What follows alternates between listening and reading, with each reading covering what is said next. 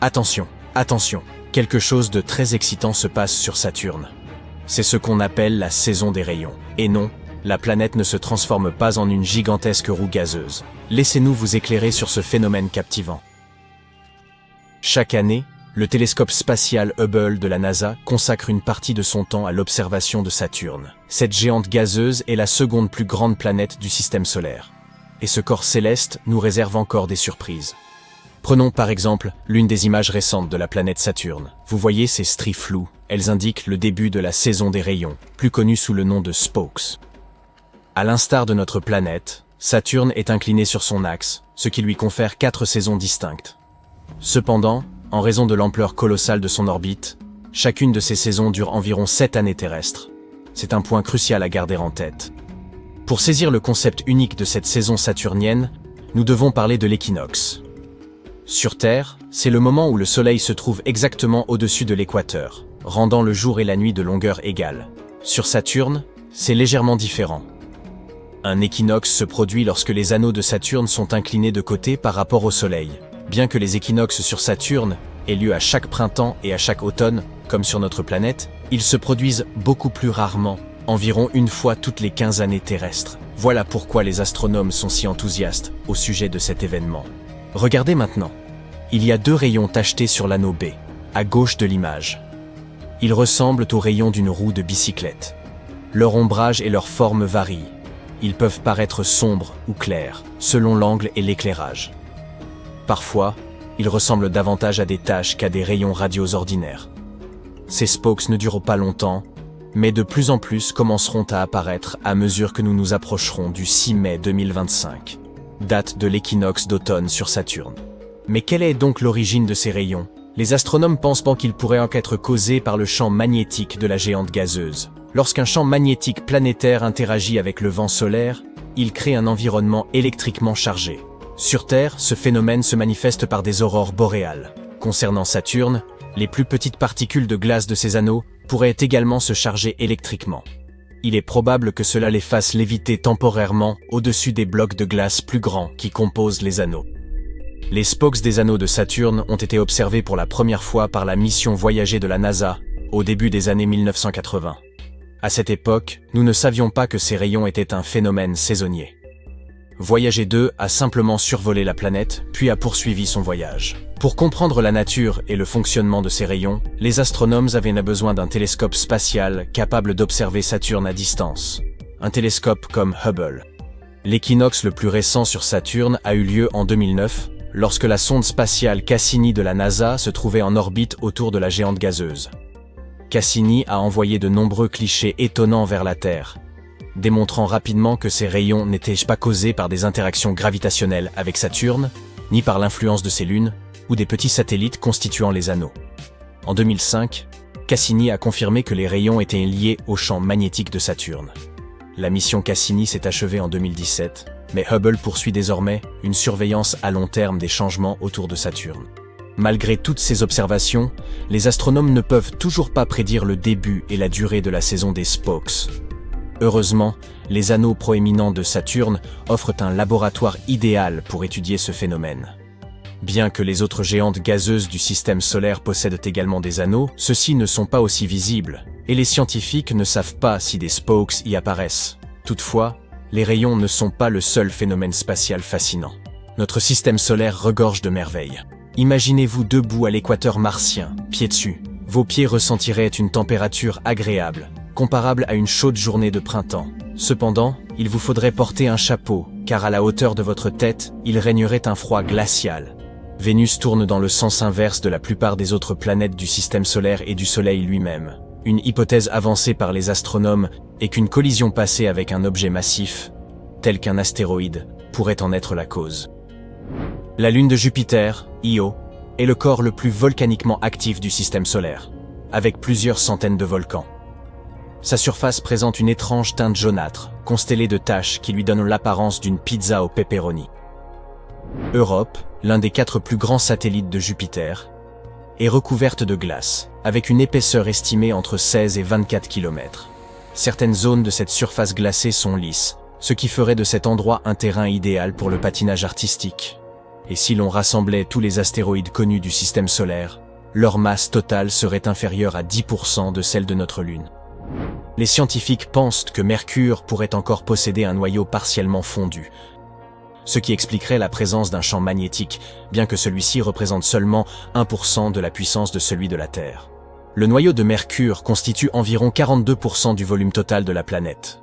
De plus, sa surface présente des rides, appelées escarpements lobés, qui se sont formés lorsque son noyau de fer a provoqué une contraction de la croûte en refroidissant. Ces escarpements peuvent s'étendre sur des centaines de kilomètres et atteindre plus de 1000 mètres de hauteur. Uranus est la seule planète du système solaire à tourner sur le côté. Cette caractéristique pourrait être due à une ancienne collision cataclysmique avec un objet de la taille de la Terre, bien que cela ne reste qu'une théorie pour l'instant. Mars pourrait acquérir un ensemble d'anneaux dans les 70 millions d'années à venir. Sa plus grande lune, Phobos, se rapproche progressivement de la planète. Un jour, elle pourrait être désintégrée par les forces gravitationnelles de Mars et se transformer en un anneau qui pourrait persister pendant des millions d'années. On ne sera pas là pour voir ça, donc autant les croire sur parole. Les scientifiques estiment que la surface de la Lune possède plus de cratères que celle de la Terre, en raison de l'absence d'activité naturelle sur notre satellite. Sur Terre, les vents, les pluies, les tremblements de terre et l'érosion modifient continuellement la surface. En revanche, la Lune n'a presque pas de conditions météorologiques pour altérer son apparence. Saturne est la planète la plus aplatie du système solaire. Elle est comprimée au pôle, avec un équateur situé à environ 6400 km plus loin du centre de la planète que les pôles. Le télescope spatial Hubble, qui pèse presque autant que 2 éléphants d'Afrique mâles et est aussi long qu'un grand bus scolaire, on dirait le début d'une blague, a réalisé près de 1,5 million d'observations depuis son lancement en 1990. Ces données ont permis aux astronomes de rédiger environ 15 000 articles scientifiques. Tout ce qui se trouve sur Terre et tout ce que les gens peuvent observer dans l'espace à l'aide de télescopes est considéré comme de la matière normale, composée d'atomes et de molécules, et ne représente que moins de 5% de l'univers. Près de 68% est constitué d'énergie sombre, et les 27% restants sont de la matière noire. Est-ce vraiment important? Oui, tout à fait. Saturne possède un vortex mystérieux qui tourbillonne au-dessus de son pôle sud. Ce phénomène ressemble à une énorme tempête de type ouragan, mesurant près de 8000 km de diamètre, soit les 2/3 du diamètre de la Terre. Ce qui intrigue les astronomes, c'est que bien que ce vortex ressemble à un ouragan, il ne se comporte pas comme tel. Saturne est également la seule planète du système solaire moins dense que l'eau. En d'autres termes, si vous trouviez une baignoire assez grande pour contenir cette géante gazeuse, elle y flotterait comme un canard en caoutchouc. Les tremblements de lune ne se produisent pas aussi fréquemment que les tremblements de terre. Mais lorsqu'ils se produisent, ils se manifestent plus près du centre du satellite. Les scientifiques pensent que ces tremblements de lune pourraient être causés par la gravité de la Terre et du Soleil. L'une des lunes de Saturne, Japet, présente un étrange motif bicolore. Les deux hémisphères de la Lune sont très différents. L'un est clair tandis que l'autre est étonnamment sombre. Les scientifiques n'ont pas encore élucidé ce mystère. La seule ceinture d'astéroïdes connue des astronomes dans le système solaire se trouve entre Mars et Jupiter. Des milliers d'astéroïdes occupent cette zone. Ce sont des objets solides de forme irrégulière et de taille variée, chacun bien plus petit qu'une planète. Les scientifiques ont analysé la composition chimique de certains météorites retrouvés dans le désert du Sahara, en Antarctique et ailleurs. Il s'avère que certaines de ces roches ont une origine martienne, tandis que d'autres proviennent de la Lune ou de la ceinture d'astéroïdes située entre Mars et Jupiter. Ah, les roches spatiales cesseront-elles jamais de nous fasciner? Cela fait des années que tu t'entraînes. Tu sais que tu es prêt. Tu te tiens sur le seuil de la porte, tu respires profondément et tu l'ouvres courageusement. Tu sautes à l'extérieur de la Station spatiale internationale et dans l'immensité de l'espace. Ah, c'est toujours aussi excitant, dis-tu dans ton transmetteur. Tu te sens aussi léger qu'une plume dans l'espace, à l'exception de la combinaison, bien sûr. C'est vrai ce que ce type t'a dit un jour. Les combinaisons d'astronautes limitent les mouvements du corps d'au moins 20%. Pour toi, cela signifie que tu as 20% de chance en plus de faire une maladresse dans l'espace. Ce qui n'est pas une bonne chose. On n'a pas le droit à l'erreur quand on fait ce métier. Tu arrives enfin au poste d'amarrage. Tu regardes autour de toi et tu vois l'endroit de la station qui a besoin d'être réparé. C'est ici que les autres navettes s'amarrent lorsqu'elles arrivent plein de la Terre ou d'autres planètes. Il y a une semaine, une navette venant de Jupiter a mal calculé son arrivée et a cassé une partie du poste. Tu as attaché la pièce à remplacer à ta ceinture. Maintenant, il ne te reste plus qu'à la visser. Tu as passé des heures à t'entraîner sous l'eau. Tu as porté une combinaison lourde, chaude et inconfortable dans une piscine afin de connaître les mouvements exacts que tu dois faire ici. « Attention !» crie Sarah sur le transmetteur. Tu n'as même pas le temps de demander de quoi il s'agit. Une tempête de débris te prend au dépourvu à une vitesse absurde. Elle fait trembler tout ce qui t'entoure. Tu essayes de t'accrocher à ton câble de sécurité. Mais, oh non, un débris vient de heurter la visière de ton casque. « Bob, tout va bien ?» te demande Sarah via le transmetteur. L'impact t'a un peu secoué, mais tout semble normal. Les météorites ont enfin disparu. Tu peux donc te concentrer sur ta tâche. Tu tires vers toi le câble auquel est attachée la pièce à remplacer, mais il n'y a plus rien à l'autre bout. Non, plus rien du tout. Oh non, te dis-tu.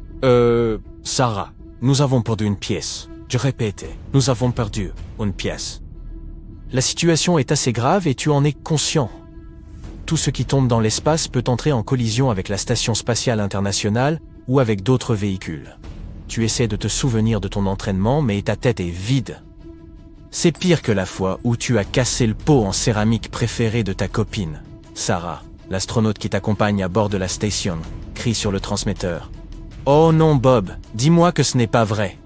C'est une catastrophe, j'arrive. » Tu repères la pièce en question sous l'ISS. Elle fait la taille d'une portière de voiture de taille moyenne et se déplace assez rapidement. Voici ce qui peut se passer. La pièce peut redescendre vers la Terre et entrer dans l'atmosphère. Elle prendra alors probablement feu et se désintégrera en chemin.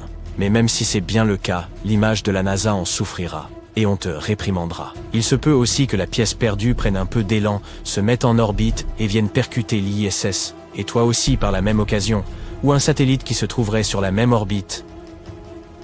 Alors voilà, si tu pensais que l'espace était un vide infini, tu te trompais. Depuis que différents pays ont commencé à construire des équipements suffisamment solides pour voyager dans l'espace, l'endroit est très encombré. Les gens y sont peu nombreux, mais il y a des satellites, des astéroïdes et des débris spatiaux. Tu as été surpris d'apprendre un jour que la Terre reçoit des pluies de météorites quotidiennes. Mais elles sont si petites que personne à la surface de la planète ne les remarque. Elles se transforment généralement en cendres avant d'atteindre le sol. Mais ce n'est pas tout. Ce qui vient de t'arriver lors de cette mission s'est déjà produit lors de plusieurs autres missions. Les astronautes perdent sans cesse des objets dans l'espace, à tel point que la NASA a dû créer une division chargée de traquer et de surveiller l'orbite de tous ces débris qui flottent autour de la planète. Tu n'en reviendrais pas si l'on te disait qu'il y a plus de 23 000 débris de la taille d'une balle en orbite dans l'espace, et un demi-million d'objets plus petits. Alors que tu t'apprêtes à détacher ton câble et à t'aventurer dangereusement dans l'espace sans aucune protection, tu remarques que Sarah t'a devancé. Tu ne peux pas la laisser faire ça toute seule, alors tu décides de l'accompagner. Tu sais que ça va à l'encontre de tous les manuels de la NASA et de toutes les formations que tu as suivies. Mais tu te dis, si ça marche dans les films, ça doit marcher pour nous. Mais tu sais parfaitement que ça n'a aucun sens. Sarah est proche de la pièce débris, mais le poids de son corps la fait orbiter dans une toute autre direction.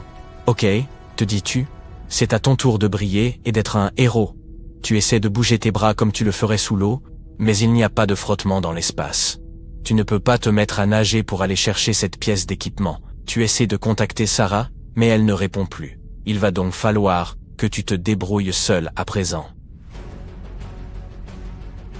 Pour une raison ou pour une autre, tu commences à tourner sur la même orbite que la pièce perdue. C'est sans doute à cause de la quantité de choses que tu as attachées sur toi. Ou peut-être que c'est le burrito que tu as mangé ce matin. Tu as l'impression d'être George Clooney dans le film Gravity. Non, mieux encore. Tu te sens comme Obi-Wan Kenobi. Oui, tu te sens aussi fort et puissant qu'un Jedi en ce moment. Tu gardes tes mains tendues devant toi en espérant que la collision avec le débris se fera en douceur.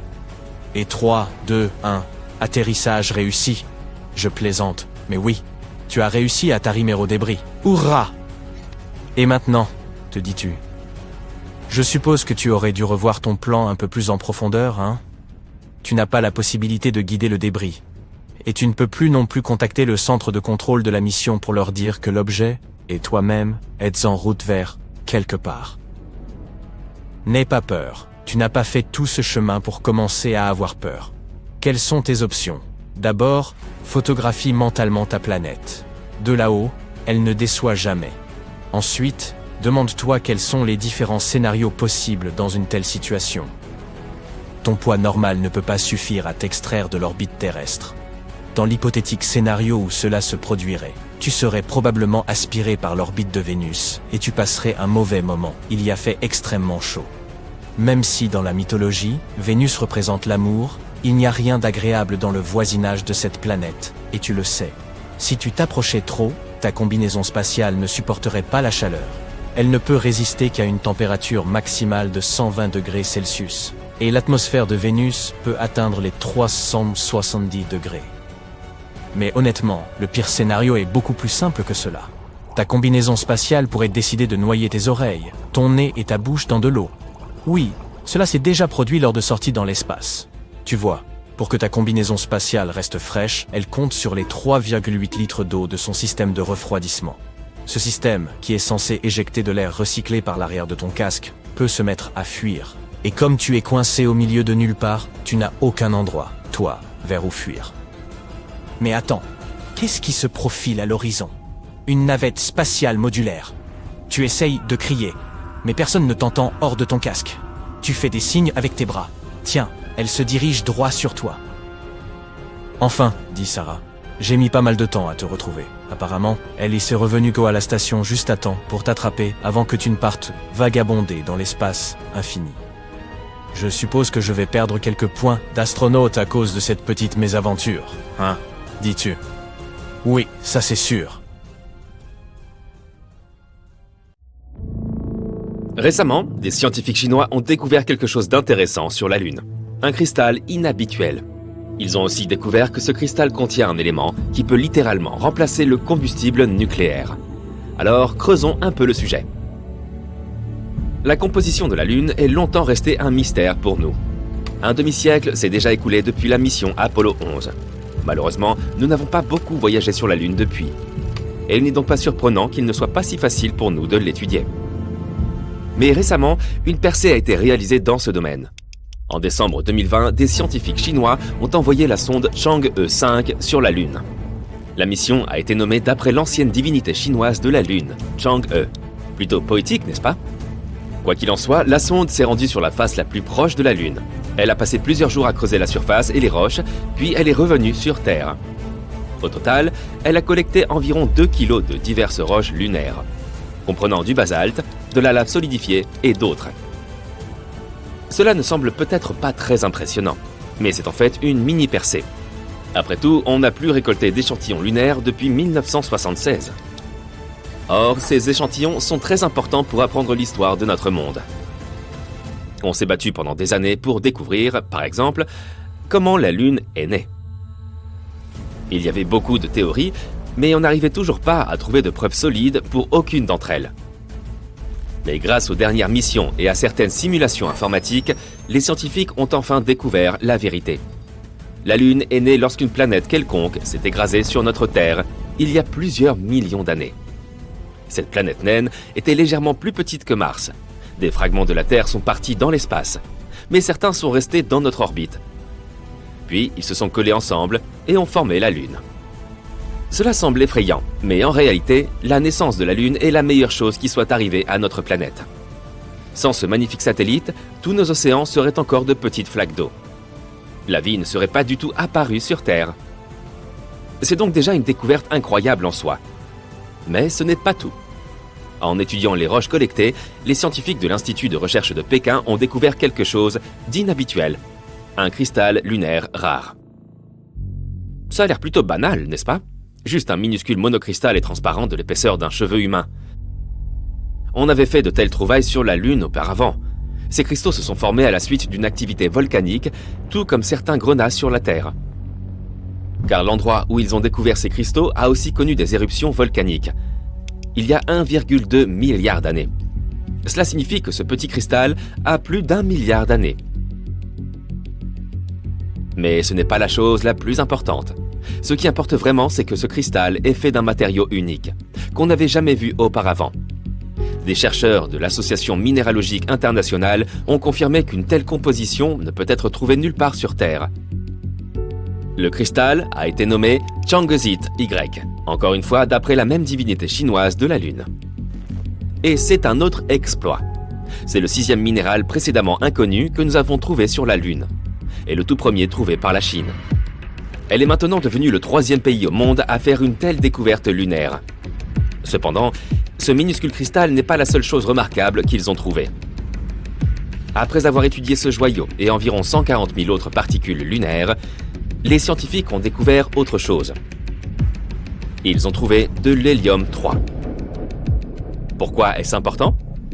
Parce que c'est l'un des éléments qui alimentent le Soleil et les autres étoiles de notre univers. On a tendance à dire des choses comme éteindre le Soleil brûle, et ainsi de suite. Et c'est l'une des raisons pour lesquelles de nombreuses personnes pensent réellement que le Soleil est une énorme boule de feu. Mais ce n'est pas le cas. Sa combustion est en fait un processus complètement différent, qui s'appelle fusion nucléaire. Le processus en lui-même est assez simple. Pendant cette réaction, l'hydrogène de l'étoile se transforme en hélium. Mais ce processus simple est en fait l'une des réactions les plus violentes et les plus puissantes de l'univers. Il y a un véritable bouillon de particules à l'intérieur du Soleil. Les noyaux d'hydrogène qui s'y agitent en tous sens se repoussent constamment les uns les autres car ils sont tous chargés positivement. Et ils pourraient continuer à le faire sans déranger personne, s'il n'y avait pas les étoiles. Les étoiles sont un peu espiègles. Leur gravité est si forte qu'elles attrapent des milliards de ces petits atomes et les serrent les uns contre les autres. En se combinant les uns les autres, ces atomes créent de nouveaux éléments lourds, comme l'hélium mentionné.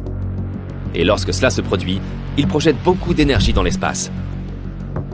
C'est ainsi que le Soleil brûle. En même temps, il répand une quantité d'énergie que nous ne pouvons même pas imaginer. Bon, mais qu'est-ce que l'hélium-3 ? Eh bien, c'est un élément qui pourrait faire de l'ombre même au Soleil.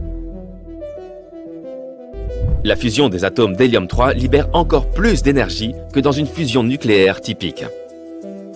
Et surtout, elle ne pollue pas l'atmosphère avec des éléments nocifs comme les radiations. Nous avons très peu d'hélium-3 sur Terre. Sa prévalence dans notre atmosphère est d'environ 1 sur 1 million. Et en plus, il essaie constamment de s'échapper pour retourner dans l'espace. Cependant, les scientifiques ont récemment découvert qu'il y a un endroit qui contient beaucoup de cet élément.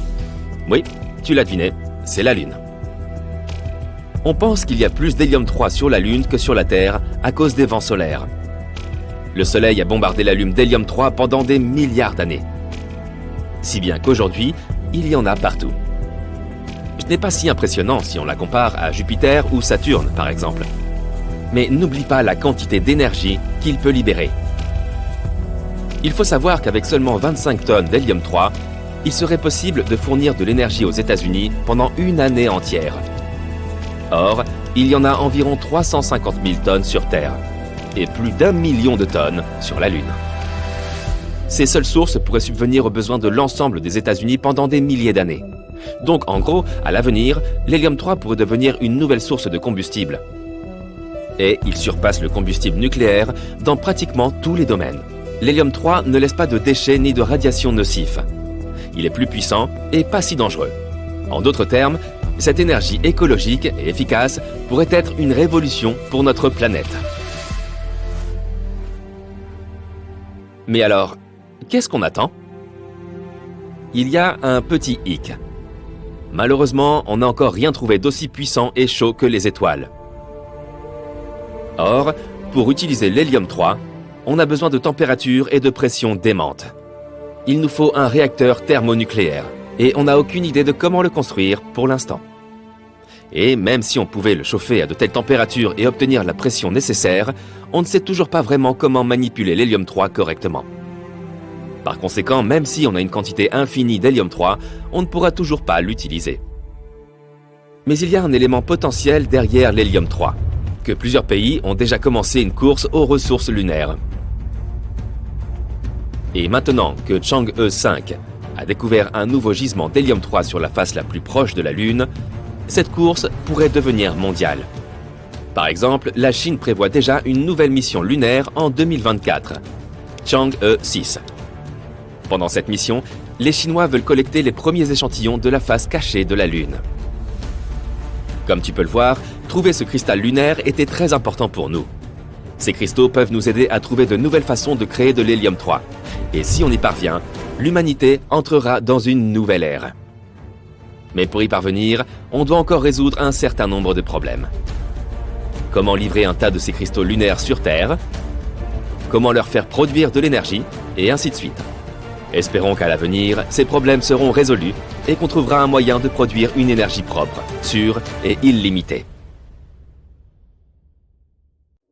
La Terre n'est pas plate, mais Jupiter aurait pu l'être. Au lieu de grandes sphères rondes, les géantes gazeuses de notre système solaire ont peut-être commencé leur vie en n'étant que de simples crêpes. Jupiter était l'une de nos plus anciennes voisines. Elle a 4,6 milliards d'années, tout comme notre Soleil. Et lorsqu'elle était encore jeune, elle s'est probablement formée dans un disque protoplanétaire. Tout commence avec les étoiles. Lorsqu'une étoile se forme encore, elle ne ressemble pas à un objet rond. C'est plutôt comme un grand disque de matière. À ce stade, soufflent des vents chauds composés de particules chargées. La poussière de ce disque contient des éléments comme le carbone et le fer. Certains d'entre eux entrent en collision et demeurent ensemble, formant de plus grands objets. La poussière se transforme en cailloux, les cailloux se transforment en roches, et les roches se heurtent les unes aux autres, devenant de plus en plus grandes. Le gaz présent dans le disque aide tous ces morceaux solides à s'agglutiner. Certains se détachent, mais d'autres restent ensemble. Et ce sont eux qui deviennent la base des planètes. On les appelle des planétésimaux. Même des géantes gazeuses comme Jupiter ont commencé comme de minuscules particules de poussière, plus petites qu'un cheveu humain. Finalement, elles ont constitué leur propre disque de matière. Puis, elles ont commencé à tourner autour de notre Soleil, grandissant à mesure qu'elles accumulaient du gaz et des roches, comme une grosse boule de neige. Les géantes gazeuses sont particulières. Elles sont nées des parties les plus froides du disque. Dans ces régions froides, les molécules sont plus lentes, ce qui les rend plus faciles à capturer. L'eau peut ainsi geler, et de minuscules morceaux de glace se coller ensemble et se mêler à la poussière. Ces boules de neige sales se rassemblent et forment ensuite les noyaux de vastes planètes comme Jupiter, Saturne, Uranus et Neptune. Dans les régions plus chaudes, proches de l'étoile, des planètes telluriques comme Mercure, Vénus, la Terre et Mars commencent à se former. Après la naissance des géantes de glace, il ne restait plus beaucoup de gaz pour ces petits corps célestes, et il pourrait falloir des dizaines de millions d'années pour que de telles planètes se forment après la naissance d'une étoile. Notre Soleil grandissait en même temps, aspirant le gaz proche et repoussant encore plus loin les objets lointains. Après des milliards d'années, le disque a complètement changé, se transformant en une étoile sphérique avec un tas de planètes géantes et naines, d'astéroïdes, de lunes, de météoroïdes et de comètes alentour. Récemment, des simulations ont montré que ces protoplanètes, comme on appelle ces premiers conglomérats de poussière, ne commençaient pas par ressembler aux planètes que nous connaissons. Dans le cas des géantes gazeuses comme Jupiter, elles ressembleraient davantage à des boules écrasées ou à des M&M's. Lorsque le Soleil était encore jeune, le disque de gaz et de poussière qui l'entourait s'est refroidi et est devenu instable. Il a commencé à se fragmenter en gros morceaux. Ceux-ci se sont rassemblés sous l'effet d'une gravité implacable pour créer Jupiter. Puis elle est devenue une géante gazeuse de forme sphérique au fil du temps. Quantité d'anomalies peuvent se produire pendant ce processus de formation des planètes. Vous êtes-vous déjà demandé pourquoi Vénus ou Uranus tournaient dans le sens inverse? Habituellement, lorsque des choses se forment à partir d'un disque de gaz en rotation, elles ont tendance à tourner dans le même sens. Si vous faites tourner un tas de balles attachées à une ficelle, par exemple, elles tourneront toutes de la même manière. Donc, théoriquement, toutes les planètes devraient également tourner dans la même direction. Mais il y a aussi beaucoup d'objets qui se déplacent rapidement dans notre système solaire, comme les comètes et les astéroïdes. Lorsqu'ils entrent en collision avec les planètes, surtout pendant leurs premiers jours, cet impact peut les amener à tourner dans le sens opposé. Vénus et Uranus ont probablement survécu à une collision de grande ampleur. Heureusement, elles n'ont pas été éjectées dans l'espace lointain. la gravité du Soleil et des planètes voisines les ayant maintenues à leur place. Il existe également ce qu'on appelle des planètes verrouillées gravitationnellement. Ce sont des corps célestes, qui tournent de sorte qu'un même côté fait toujours face à leur étoile, tandis que l'autre demeure dans une obscurité perpétuelle. Ainsi, un côté est toujours très chaud, tandis que l'autre est extrêmement froid. Si nous vivions sur une telle planète, nous ne pourrions exister que sur une fine bande entre ces deux extrêmes. Ces planètes se forment lorsqu'elles sont très proches de leur astre. Les forces gravitationnelles à l'œuvre sont intenses et, avec le temps, ralentissent la rotation de la planète jusqu'à ce qu'elle corresponde au temps qu'elle met pour orbiter autour de son étoile. Imaginez que vous tourniez sur votre chaise. Quelqu'un s'approche de vous et, tenant votre chaise de ses mains, commence à tourner avec vous. De cette façon, vous vous ferez face en permanence. Les planètes en rotation synchrone fonctionnent un peu de cette manière. Notre Lune se trouve d'ailleurs en rotation synchrone avec la Terre. C'est pourquoi nous n'en voyons qu'un seul côté. Nous avons découvert plus de 5000 exoplanètes en dehors de notre système solaire. Certaines d'entre elles ont des orbites très étranges. Il y en a, par exemple, qui présentent des orbites incroyablement longues. Des milliers d'années pour effectuer une seule révolution autour de leur étoile. Ou des orbites très inégales, semblables à celles des comètes. Ou encore ces planètes que l'on nomme Jupiter chaud, qui sont très proches de leur astre, bien plus proches que Mercure ne l'est de notre Soleil. Mais ces planètes n'auraient pas pu se former là où elles se trouvent maintenant. À mesure que leur système solaire évoluait, elles ont, pour une raison ou pour une autre, changé de position. Ce réagencement est appelé migration planétaire. Il existe 3 façons dont cette migration peut se produire. Tout d'abord, en raison du gaz et de la poussière en rotation autour de la planète. Lorsqu'une planète entre en collision avec cette matière, cela peut créer des motifs en spirale dans le gaz. Ces motifs peuvent soit rapprocher la planète du centre, soit l'éloigner, selon la façon dont ils se mélangent. On appelle ça une migration de type I. C'est ce qu'a vécu Jupiter lorsqu'elle s'est rapprochée du Soleil il y a des milliards d'années. Et ceci explique également l'existence des Jupiters chauds. Deuxièmement, les grandes planètes peuvent bousculer les plus petites, modifiant leur trajectoire. Et troisièmement, la gravité de l'étoile peut attirer la planète, rendant son orbite circulaire. Avez-vous déjà entendu parler des planètes errantes? Imaginez une planète solitaire, flottant dans l'immensité de l'espace sans être rattachée à la moindre étoile. Ce sont les nomades errants de notre galaxie, condamnés à errer éternellement. Et il y en a tellement. Il pourrait exister plus de planètes en liberté que de planètes liées à une étoile. Nous parlons là de milliers de milliards de corps vagabonds dans notre seule voie lactée. Il n'est pas rare qu'ils soient aussi massifs que notre plus grande planète, Jupiter, mais la plupart auraient une taille plus comparable à celle de la Terre. Il en existe même qui pourraient avoir une atmosphère épaisse capable de les garder au chaud. Quoiqu'ils soient loin de toute étoile, certaines de ces planètes pourraient avoir des aurores à couper le souffle, tandis que d'autres pourraient être entourées de lunes comportant de l'eau liquide, un havre potentiel pour la vie. Il y a même une chance qu'elles puissent abriter une vie extraterrestre. Ces planètes pourraient heurter d'autres étoiles, ou même des systèmes planétaires entiers lors de leur course folle à travers l'espace. Parfois, elles peuvent être capturées par la gravité d'une étoile pendant un certain temps, avant d'être à nouveau éjectées dans l'espace.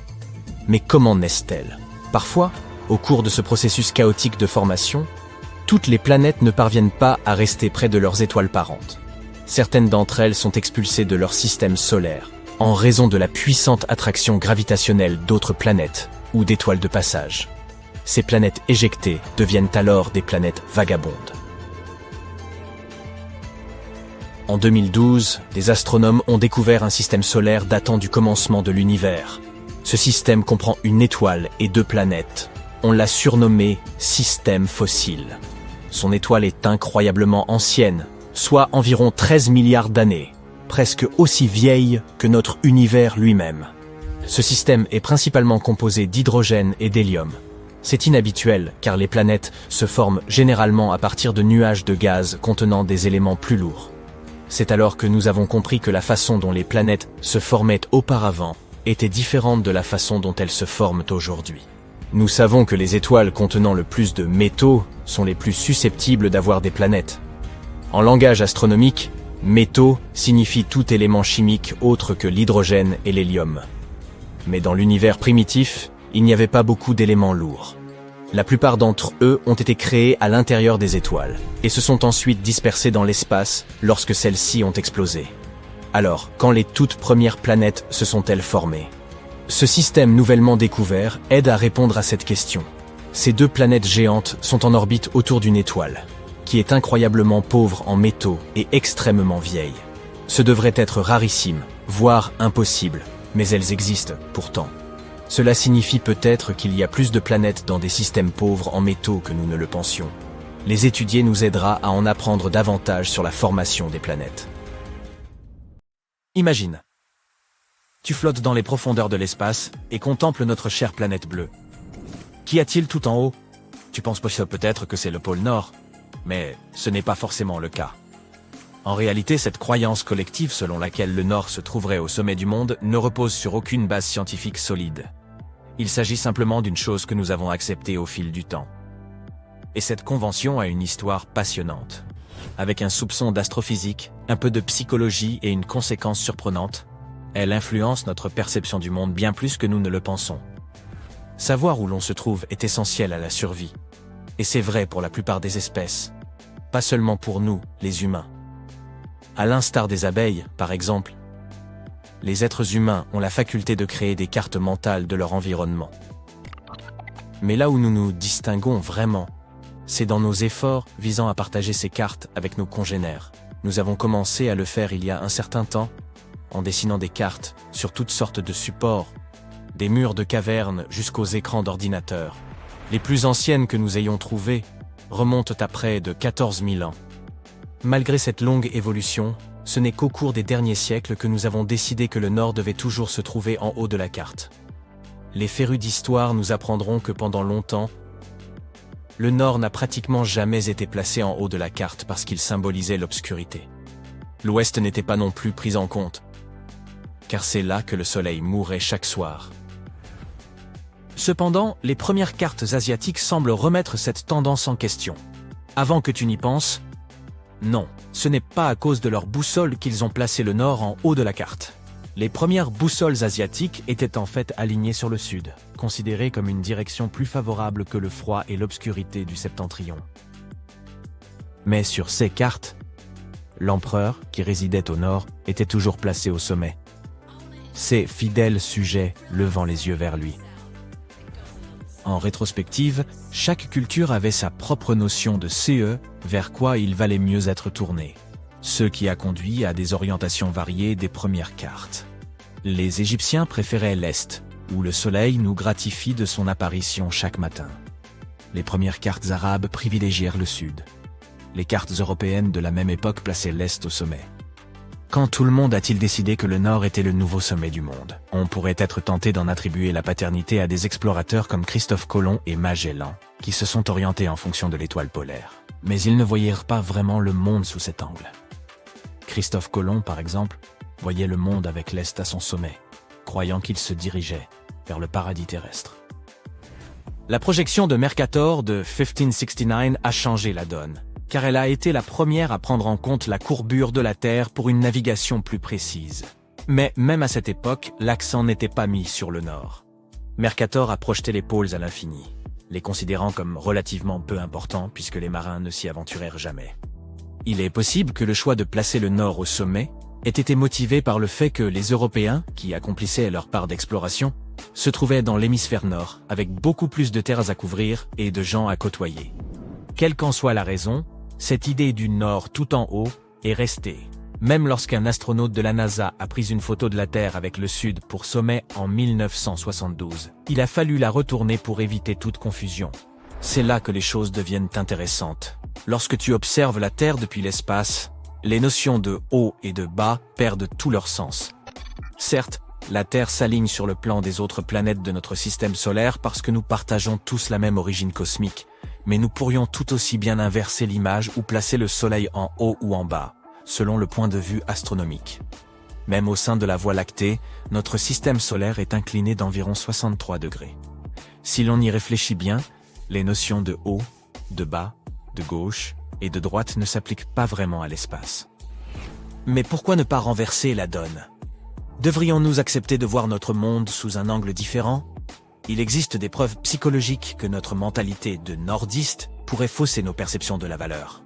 La plupart des gens considèrent que le nord est en haut et le sud en bas. Les psychologues se sont même demandé si ces associations pouvaient influer sur la manière dont les gens considèrent les différents endroits de la carte. Lorsqu'on leur montrait la carte d'une ville fictive, les gens étaient quelque plus enclins à choisir une résidence dans la partie nord. Et lorsqu'on leur demandait où vivraient des personnes hypothétiques de statut social différent, ils plaçaient invariablement les riches au nord et les pauvres au sud. Il n'est pas exagéré de supposer que les humains se soucient moins de ceux qui arrivent aux régions inférieures qu'à celles où ils se trouvent sur la carte. Mais il existe une solution simple. Retourner la carte. 6 expériences ont montré que cette simple action éliminait le biais selon lequel le nord serait synonyme de bien. À ce propos, des cartes à l'envers sont déjà disponibles en ligne.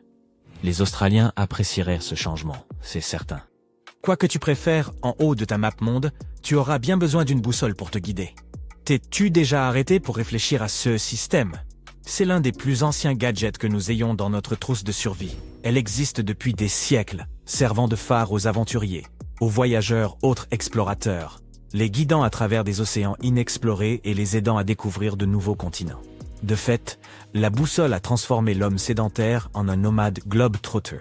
Notre belle planète bleue n'est pas seulement une sphère qui tournoie dans le cosmos.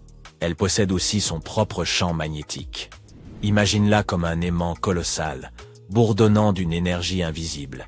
Tout cela grâce au noyau de la Terre, une boule de fer en fusion soumise à une pression colossale, en plein centre de notre planète. Ce noyau, mi-liquide, mi-cristaux solide, s'agite et tourbillonne sous l'effet de la rotation de la planète, créant ainsi ce champ magnétique qui nous donne nos pôles nord et sud.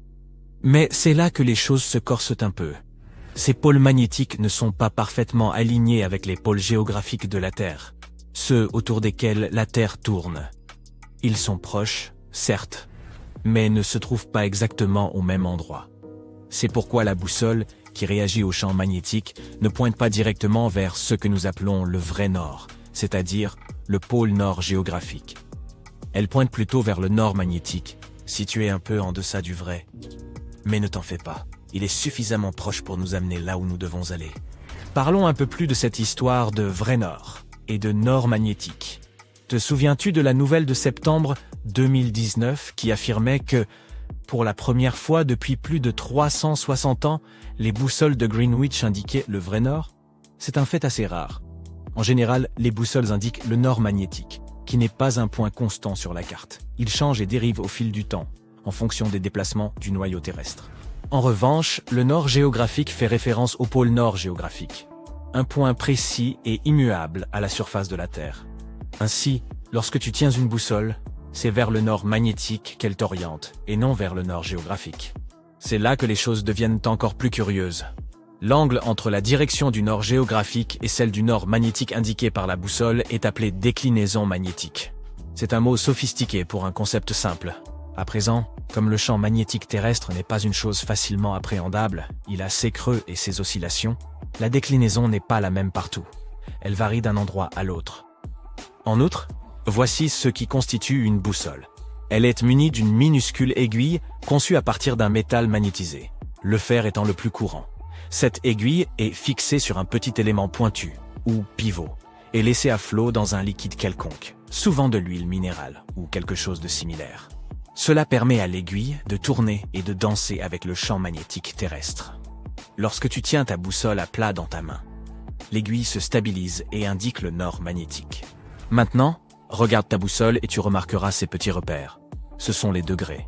Et voici comment la lire. L'extrémité rouge de l'aiguille pointe toujours vers le nord, et l'extrémité blanche ou noire pointe toujours vers le sud.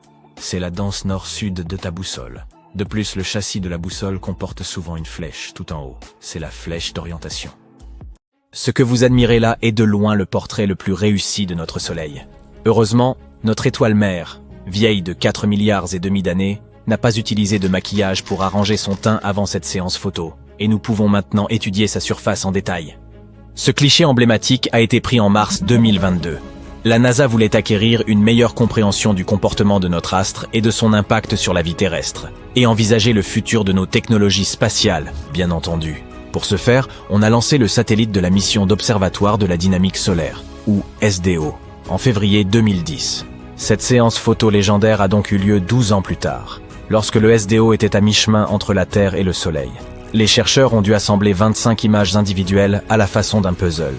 Ainsi, l'image finale contient 83 millions de pixels. Et oui, cette résolution est environ 10 fois supérieure à celle de l'écran de votre téléviseur 4K dernier cri.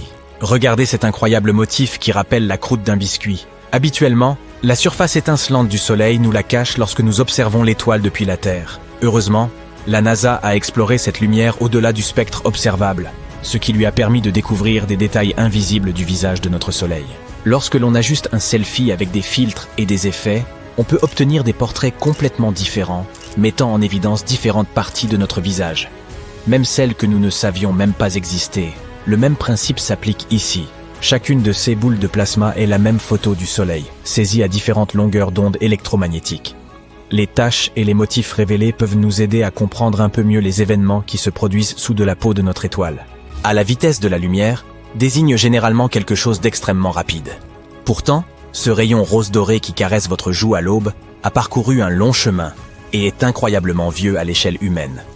Les photons générés par le noyau du Soleil mettent entre 10 000 et 170 000 ans pour traverser l'atmosphère de l'étoile, puis environ 8 minutes de plus pour atteindre la Terre. Explorons donc pourquoi cela leur prend aussi longtemps. Notre visite débute par la couche supérieure de l'atmosphère du Soleil. Vous voyez ces divinités solaires dans les peintures et les pièces de théâtre de l'ère baroque ? Elles arborent souvent des couronnes luxueuses aux rayons mordorés. Eh bien, le Soleil lui-même porte aussi une belle couronne, qui est la couche externe de son atmosphère.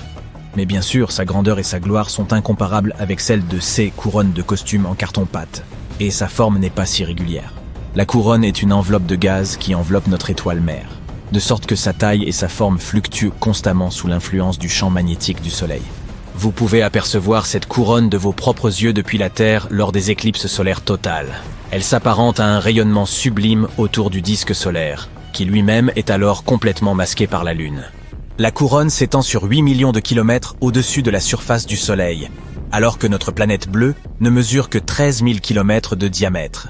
Ainsi, le rayon hypothétique de la couronne équivaudrait à une ligne d'environ 625 000 planètes de la taille de la Terre. Et soudain, tous mes problèmes commencent à sembler minuscules. Et voici un autre fait singulier.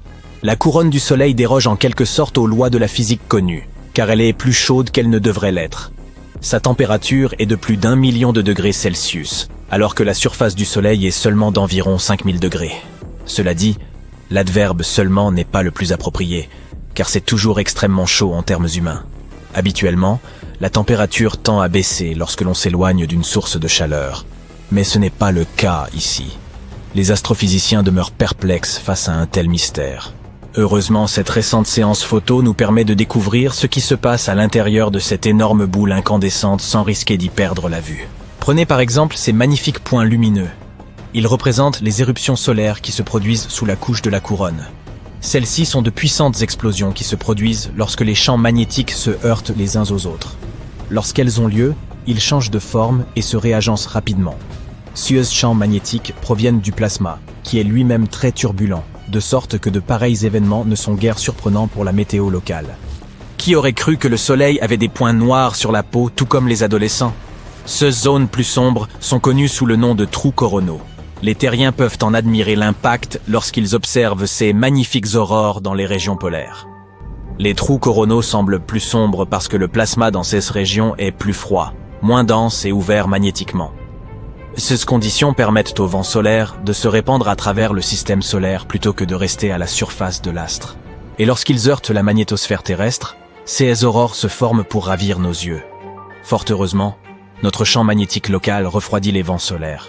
Personne ne voudrait voir ses yeux fondre, n'est-ce pas? Maintenant, si nous cherchions un équivalent aux cheveux du Soleil, les meilleures candidates seraient les protubérances solaires. Ces grandes boucles de plasma brillantes s'élèvent de la surface du Soleil et s'étirent sur des milliers de kilomètres dans l'espace.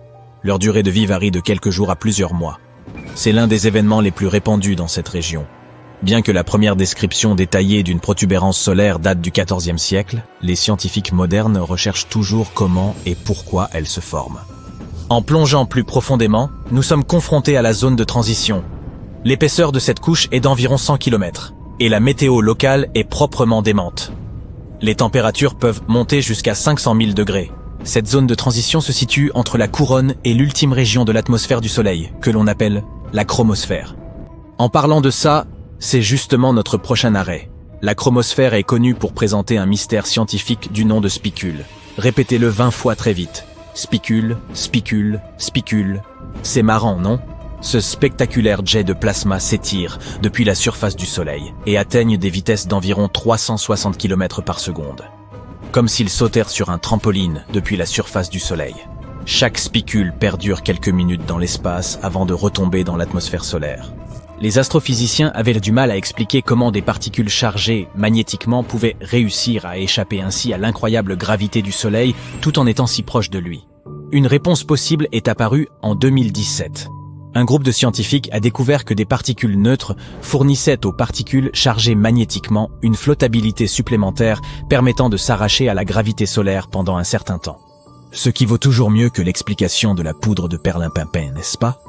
Avançons maintenant de 1600 km à travers la chromosphère pour enfin atteindre la surface solaire, ou photosphère. Elle mesure environ 400 km d'épaisseur. Mais contrairement à la planète Terre, la surface du Soleil n'est ni stable ni solide. Les températures ici sont si élevées qu'aucune matière ne peut exister. D'un autre côté, les scientifiques surnomment souvent le plasma le 4e état de la matière. Et pourquoi pas ? Il est fait d'atomes ionisés et d'électrons libres. Et il mérite en quelque sorte d'être considéré comme tel. Peut-être qu'un jour, nous aurons l'occasion de rencontrer une espèce locale de personnes plasmoïdes. Mais je pense qu'il vaudra mieux que nous évitions leurs chaleureuses étreintes de bienvenue. Vous savez, de tels gens auraient sûrement un tempérament volcanique. Quoi qu'il en soit, la photosphère est notre dernière étape, car l'humanité ne possède pas encore de technologies qui permettent d'explorer le Soleil plus profondément. Donc, si nous voulons en apprendre davantage, vous devrez inventer votre propre engin spatial. Mais le temps presse. Vous n'avez que 7 à 8 milliards d'années. Après cela, notre Soleil s'éteindra, selon les estimations des scientifiques. Et, à vrai dire, ces mêmes scientifiques seront sûrement les premiers sur le coup. Vous avez un sérieux compétiteur. La sonde solaire Parker de la NASA détient actuellement le record de la plongée la plus profonde dans notre Soleil. Cet engin spatial a réussi à parcourir 7 300 000 km depuis la surface du Soleil en direction de son noyau le 27 septembre 2023. Et depuis, la sonde Parker a réitéré l'exploit en décembre de la même année. Alors, pourquoi n'a-t-elle pas fondu, vous demanderez-vous ? La sonde a été conçue pour résister aux conditions les plus extrêmes et à des fluctuations de température. Elle est équipée d'un bouclier thermique sur mesure et d'un système autonome, protégeant la mission contre l'intense rayonnement solaire. La NASA a d'autres plans ambitieux. En décembre 2024, Parker s'approchera encore plus près du Soleil. Elle se déplacera plus rapidement que tout autre objet fabriqué par l'homme, à la vitesse de 700 000 km/h. La sonde se trouvera alors à seulement 6 millions de kilomètres de la surface brûlante du Soleil. C'est pratiquement comme atterrir sur une étoile. Les astronomes ont déjà comparé ce prochain jalon à notre premier alunissage. Enfin, il vaudrait probablement mieux que nous atterrissions de nuit. Bon d'accord, je l'admets. C'est une blague vieille comme le monde. 1994, il faisait sombre, de sorte que personne n'a remarqué les deux silhouettes ouvrant les sorties de secours d'un complexe de dômes en verre situé en Arizona et connu sous le nom de Biosphère 2. Elles étaient déterminées à libérer 7 personnes enfermées à l'intérieur depuis 1 mois, risquant leur vie au nom de la science. La mission a été un succès, mais on les a accusés de violation de propriété et de vandalisme. Les vandales étaient Abigail Alling et Mark Van Tillo. Ils faisaient partie des 8 premiers malheureux à vivre dans cet endroit comme des cobayes. Et ils ne voulaient pas que d'autres subissent les mêmes horreurs qu'ils avaient vécues. 150 millions de dollars ont été dépensés pour déterminer si les humains pouvaient y créer des conditions de vie convenables sur d'autres planètes, comme Mars. Pour ce faire, les scientifiques ont construit un mini-monde avec plus de 3000 espèces de plantes et d'animaux. La Biosphère 2 était un habitat de 12 000 mètres carrés, complètement isolé, doté de sa propre mini-forêt tropicale, d'une plage privative avec un récif de corail, d'une petite savane, d'un marais. et même d'un bout de désert. Entre 1991 et 1993, rien n'a pu entrer ou sortir de cet endroit. Le groupe de 8 personnes enfermées à l'intérieur se nommait les Biosphériens et portaient des combinaisons assorties à la manière de Star Trek, cultivant leur propre nourriture et respirant leur propre air. Tout a débuté avec de grands espoirs et un petit déjeuner digne d'un hôtel 5 étoiles. Mais les choses ont pris un tournant plus sombre au fil des mois. Toute l'équipe mourait de faim et virait à l'orange. Dans la Biosphère 1, qui est notre bonne vieille Terre, vous pouvez commander une pizza en 2 minutes. Mais à l'intérieur de la Biosphère 2, il leur aura fallu 4 mois interminables pour préparer une margherita. Ils ont dû récolter du blé pour la pâte et traire des chèvres pour le fromage. L'objectif était d'être complètement autosuffisants. Et ils sont devenus une partie intégrante de leur atmosphère, littéralement. Lorsqu'ils expiraient, leur dioxyde de carbone nourrissait les patates douces qu'ils cultivaient. Et ces patates douces devenaient en retour une partie d'eux-mêmes, puisqu'ils mangeaient essentiellement le même carbone encore et encore. Ils se sont en repus de patates douces que leur peau est réellement devenue orange à cause de tout cet excédent de bêta-carotène. Ce qui semblait être une situation amusante sur le moment a mis en évidence un gros problème. Les rendements agricoles dans la Biosphère 2 étaient extrêmement décevants, et l'équipe mourait de faim. La faim les rendait fous, et des accès de colère subite les ont conduits à faire des choses regrettables, comme voler des bananes dans la réserve du sous-sol. Au bout d'un moment, il a fallu verrouiller le congélateur. Au cours des 6 premiers mois, chacun d'eux a perdu entre 8 et 26 kilos. Chaque jour, quelqu'un se chargeait de peser les aliments frais pour le cuisinier, consignant toute information sur les nutriments dans l'ordinateur, pour s'assurer que l'équipage atteignait ses apports recommandés en calories, protéines et matières grasses. Au début, les repas étaient servis sous forme de buffet, mais à mesure que les vivres commençaient à manquer, les cuisiniers ont commencé à diviser méticuleusement leur nourriture en portions égales. Leur régime, principalement des patates douces, des carottes, des fruits et occasionnellement de la viande le dimanche, était censé leur permettre de tenir pendant ces épuisantes semaines de 80 heures, faites de travail manuel épuisant. Les Biosphériens quittaient chaque repas encore affamés et faisaient des rêves récurrents de Big Mac, de sushis, de barres chocolatées et autres gâteaux. L'air commençait à manquer. L'endroit était entièrement scellé, avec un dôme de verre et d'acier par en haut, et un sol fait du même métal par en bas. Les responsables veillaient à contrôler tout ce qui y entrait, afin d'éviter que des matériaux synthétiques émettent des gaz nocifs. Les zones de confort étaient meublées de bois et de laine, et on ne pouvait pas y utiliser de déodorant chimique ou y souffler de bougies d'anniversaire. Les Biosphériens comptaient sur la nourriture qu'ils cultivaient et sur leur mini-forêt tropicale pour produire l'oxygène nécessaire à leur survie. Cependant, ils perdaient très rapidement de l'oxygène, asphyxiés par leurs propres émissions de dioxyde de carbone. Et le pire, c'est qu'ils n'avaient aucune idée de pourquoi. Avec encore 9 mois d'expérience à subir, le niveau d'oxygène avait déjà chuté de 21 à environ 15%. Ce qui donnait l'impression de vivre au sommet du mont Fuji. Ils se sentaient terriblement mal et se traînaient péniblement à travers la biosphère. Ils ne pouvaient même pas terminer une phrase sans s'arrêter pour reprendre leur souffle. Puis l'apnée du sommeil a commencé à apparaître, certains se réveillant à bout de souffle. Pour réduire les niveaux de CO2 à l'intérieur de la Biosphère 2, ils ont bien tenté quelques manœuvres désespérées, comme faire pousser des plantes à un rythme fou, réduire autant que possible l'arrosage du sol, et même renoncer à labourer leur culture. Rien n'a fonctionné. Tout le monde a donc convenu qu'ils n'étaient pas très loin de toucher le fond, et ils ont donc résolu de demander de l'aide. Des camions réfrigérés sont arrivés pour pomper de l'oxygène pur dans Biosphère 2. Dès que le gaz a commencé à se répandre, ils se sont mis à rire aux éclats et à courir partout comme des cabris. L'écosystème était un véritable désastre. Les colibris et les abeilles ont disparu après quelques mois, de sorte que les plantes n'étaient plus pollinisées.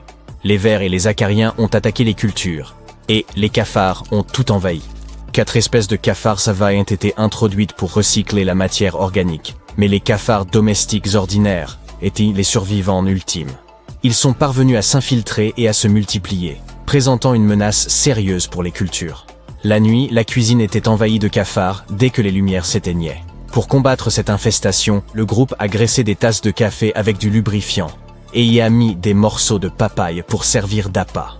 Les cafards grimpaient à l'intérieur, mais ne pouvaient plus en escalader les bords glissants pour s'échapper. Avoir faim, manquer d'oxygène, faire face à des infestations d'insectes, cela suffirait à rendre fou n'importe qui.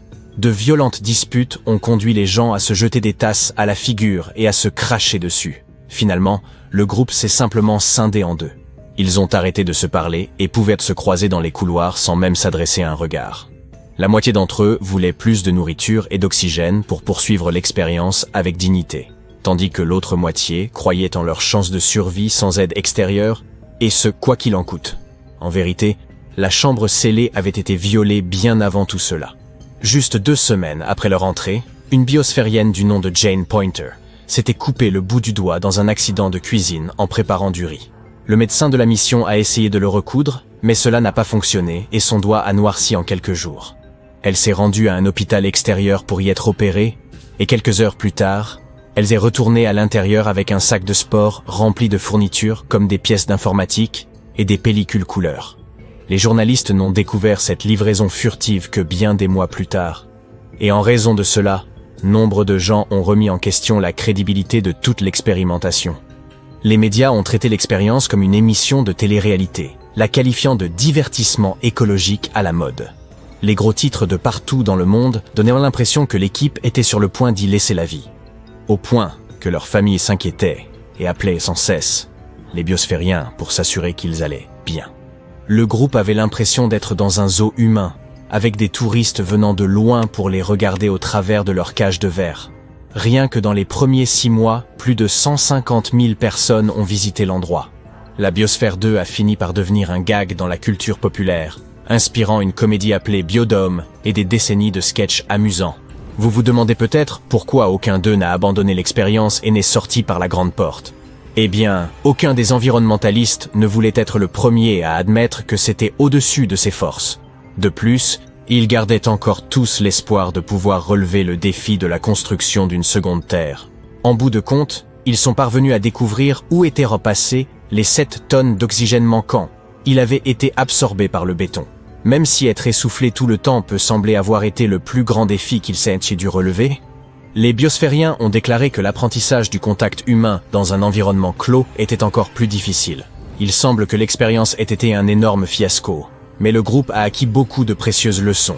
Ils ont prouvé qu'un écosystème scellé pouvait fonctionner pendant des années. Ils ont contribué à des études sur la restauration des récifs coralliens.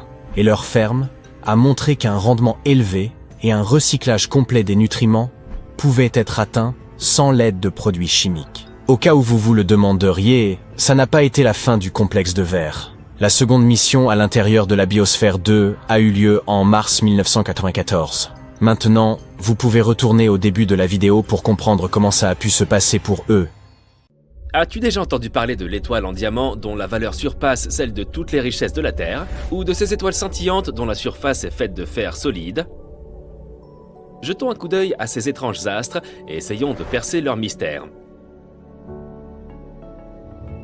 Il y a une étoile dans la constellation du Centaure que l'on a surnommée Lucy in the Sky with Diamonds.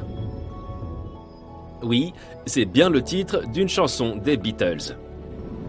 On a découvert que cette étoile contenait un diamant massif en son cœur. Mais tu te demandes peut-être quelle est la taille réelle de ce diamant. Eh bien, on l'estime à environ 10 milliards de billions de carats. Un 1 suivi de 34 zéros. Pour mettre cela en perspective, le diamant Hope, l'un des plus gros diamants sur Terre, ne fait que 45,5 carats. Peux-tu imaginer la taille de la bague que tu pourrais fabriquer avec ce diamant stellaire? Et il a à peu près la même masse que notre Soleil. Mais ne t'emballe pas trop vite à l'idée de posséder ce diamant. Même si tu étais Jeff Bezos, tu ne pourrais pas te l'offrir. Selon Ronald Winston, PDG de la société Harry Winston, la taille de ce diamant risquerait de faire chuter les cours du marché. Tu devras donc te contenter d'une bague de fiançailles beaucoup plus petite. Une chose intéressante à propos de Lucy in the Sky with Diamonds est qu'elle est incroyablement dense. Sa masse est celle du Soleil, mais à l'intérieur d'un diamètre équivalent à 1/3 de celui de la Terre. Comme si tu essayais de faire entrer un éléphant dans une boîte à chaussures. Et pourtant, malgré cette taille imposante, elle est relativement froide, avec une température centrale d'environ 6649 degrés Celsius seulement. En comparaison, la température centrale de notre Soleil est d'environ 15 millions de degrés. Depuis la découverte de Lucy in the Sky with Diamonds, on a trouvé plusieurs autres étoiles cristallisées, dont certaines ont un cœur de diamant de la taille de la Terre. Cela prouve bien que l'univers est plein de surprises, et qu'on ne sait jamais quel genre de trésor on découvrira dans la vaste étendue de l'espace.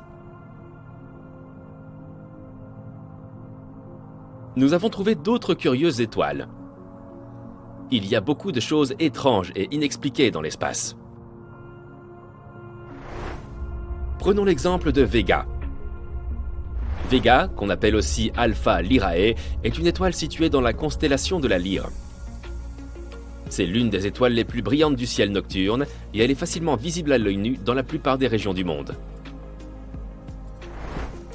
Pour nous, habitants de l'hémisphère nord, Vega est une belle étoile lumineuse. Mais nous avons découvert l'un de ses secrets. Elle est en fait un peu écrasée. Sa vitesse de rotation fait qu'elle se renfle à l'équateur, comme si elle avait un peu de ventre.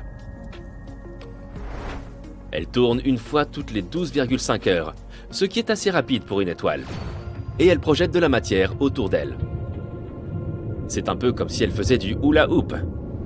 Cette matière étant assez éloignée de son centre, elle subit donc moins la gravité, ce qui la refroidit et l'assombrit. On appelle ça assombrissement par la gravité. Vega est donc le pire cauchemar d'un conseiller en fitness cosmique. Pour nous qui l'observons, elle paraît toujours ronde, parce que nous la regardons depuis l'extrémité du pôle de la Terre. Si nous l'observions depuis un autre angle, nous aurions une vue très différente. Et nous nous demanderions si Vega ne se goinfre pas de beignets cosmiques quand nous lui tournons le dos. Mais même si nous nous moquons un peu de son tour de taille, il est indéniable que Vega reste l'une des étoiles les plus fascinantes de notre galaxie. Mais tu veux voir quelque chose de vraiment brillant? Que dirais-tu d'une supernova? Les supernovas sont de gigantesques explosions qui se produisent lorsque les étoiles atteignent la fin de leur vie. C'est comme le bouquet final d'un feu d'artifice, mais à l'échelle cosmique. Elle libère plus d'énergie en quelques secondes que notre Soleil n'en produira pendant toute sa vie. Et c'est exactement ce qui est arrivé à l'étoile que nous allons voir maintenant. Un objet céleste nommé IPFT I4HLS. Mais il y a un hic.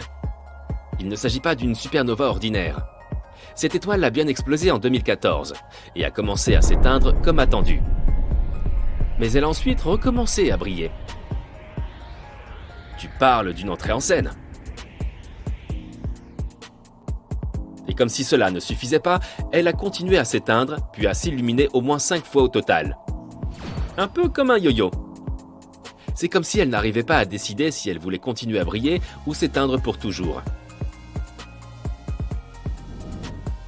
En outre, lorsque les scientifiques ont mesuré le spectre de cette supernova, ils ont constaté qu'elle évoluait 10 fois plus lentement que les autres étoiles. Peut-être qu'elle souhaite simplement profiter un peu de sa vieillesse. En somme, cet objet est un véritable mystère. Mais ce n'est pas la seule étoile souffrant du syndrome 2 en 1. À première vue, MY Camelopardalis semble assez ordinaire. Mais en y regardant de plus près, les astronomes ont découvert qu'il s'agissait en fait de 2 étoiles. Elles tournent l'une autour de l'autre à plus de 950 000 km/h. Il s'agit d'un système stellaire binaire à contact, ce qui signifie que les étoiles sont si proches l'une de l'autre qu'elles partagent une enveloppe commune. En d'autres termes, elles sont si proches qu'elles se bécotent, littéralement.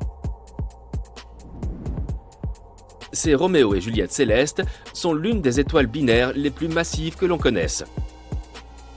Elles pèsent respectivement 32 et 38 masses solaires.